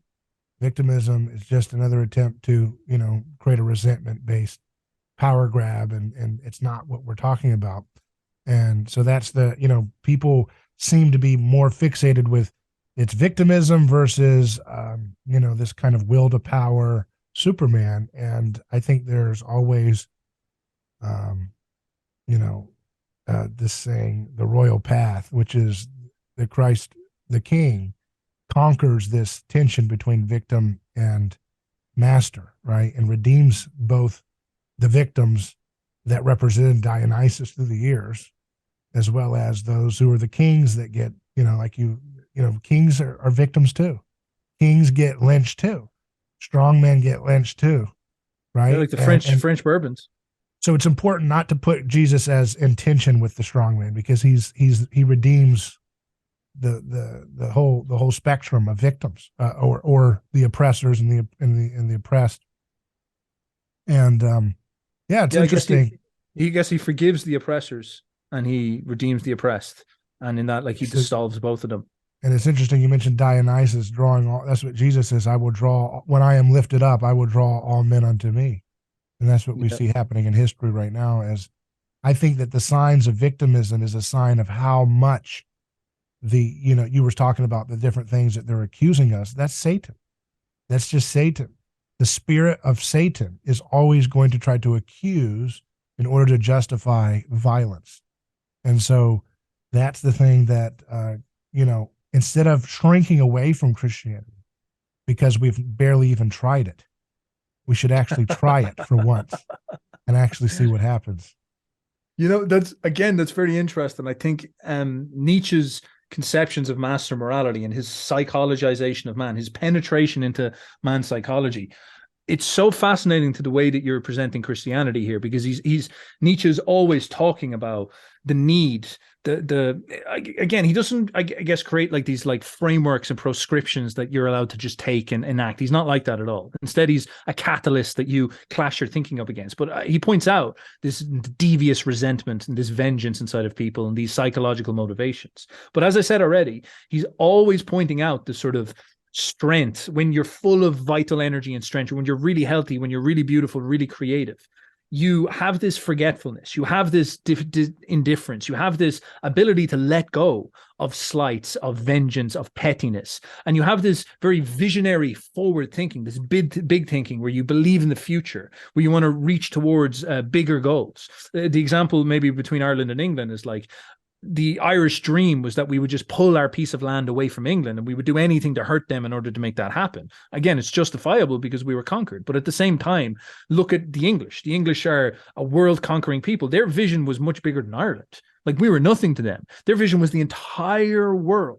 That's how massive their conception of life was. And think about the difference in consciousness there. Like, the one of us is like small and petty, again, completely understandable considering the context. But the other is monumental and civilizational and bigger in ways that you couldn't imagine. And this is a really interesting way that this like, if you understand the power of Christianity for your psychology here, is that it's supposed to free you from that pettiness. It frees you from that small-mindedness and that nastiness, not by getting you to lie about it or like in a Freudian way, like hide it, but actually getting you to confront it and understand how to process it, like the catharsis experience, so that you can experience the consciousness of the master. You can experience the consciousness of the Superman, who sees far thousands of years beyond and thinks big big, as you said, things like, oh, should I be angry at this other demographic on Twitter, this batch of people on Twitter? And you're like, why the fuck do you care? Why don't we just like make nuclear fission energy that we can put inside Yeah, cold temperature to things like that? And I mean, the scapegoat violence happens usually when there's tension because of scarce resources. So when you create a post-scarcity future, like Jesus feeds the 5,000, right? You are creating a condition in which the impulses to scapegoating, whether it's winner style scapegoating, Nietzsche style, because you're still saying he still wants that, right? I mean, he wants, why can't we take on a weaker community? That's going to look like scapegoating when it comes down to, subduing them. That's a kind of, it's a war, whatever. That's a scapegoating, or it's the resentment victimist flavor that's resentful of Christianity and wanting to supplant it, but also wanting to have violence too. You bypass that whole thing when you actually just follow Christ. It's not that hard. His yoke is easy. His burden is light. And that is not something that we need to take in a flippant way and go use it to create a political party or something. What we need to do is just recognize how freeing it is to not be enslaved to the delusion that the desires that you have are from your heart. And then if you just achieve what you see other people having, although you don't think that's why you want those things, but if you just get those things, that then you'll be satisfied. When you're free to actually just be creative, right, and to actually practice agency and imitate your creator who also creates, hey, you can do whatever you want. That's actually so good. I absolutely love that. That's money note, man. That is absolutely brilliant. That's brilliant. Well, thank you for joining me. Hey, it's a pleasure to talk to you. We've done a great thorough examination of Nietzsche and Jesus, I think, in this context of what we've brought out. So I'm sure we could go and do future ones in the near future. So it'd be great to do that. Fantastic. Absolutely. I absolutely love that. That was really, really good. I've never had such an interesting conversation. I've spoke to a lot of Christians, not to slight them. I've talked to, have you way you think is kind of similar to Jonathan Peugeot. Do you know him? Yes. Yeah. I've interviewed him. He's got that really idiosyncratic way of thinking, especially when you're talking about the carnival and stuff like that. It reminded me the way of John is brilliant in this way where you could sit down with him and you're like, so Christian, are we going to take over the world and enforce a Christian empire? And he'd be like, yeah, well, take over the symbolic world, yeah, because that's what Christ wins. Christ is this type of stuff. So he's very, very good with that. So this is brilliant, man. Really, really interesting, really engaging. If there's any boyos listening, I would love for you to give this gentleman a follow. I'm not sure if this is going to be up on YouTube, but wherever it is, we go and give David a follow. Thank you, I appreciate it. And again, check out your YouTube is Uber Boyo, and on Twitter at Uber Boyo. Is that right? That's the one. To Twitter, Uber Boyo across the board. Uber Boyo on Instagram, Uber Boyo on Twitter, Uber Boyo on YouTube. Thanks again for joining me. Not at all. Thank you, sir. Bye bye.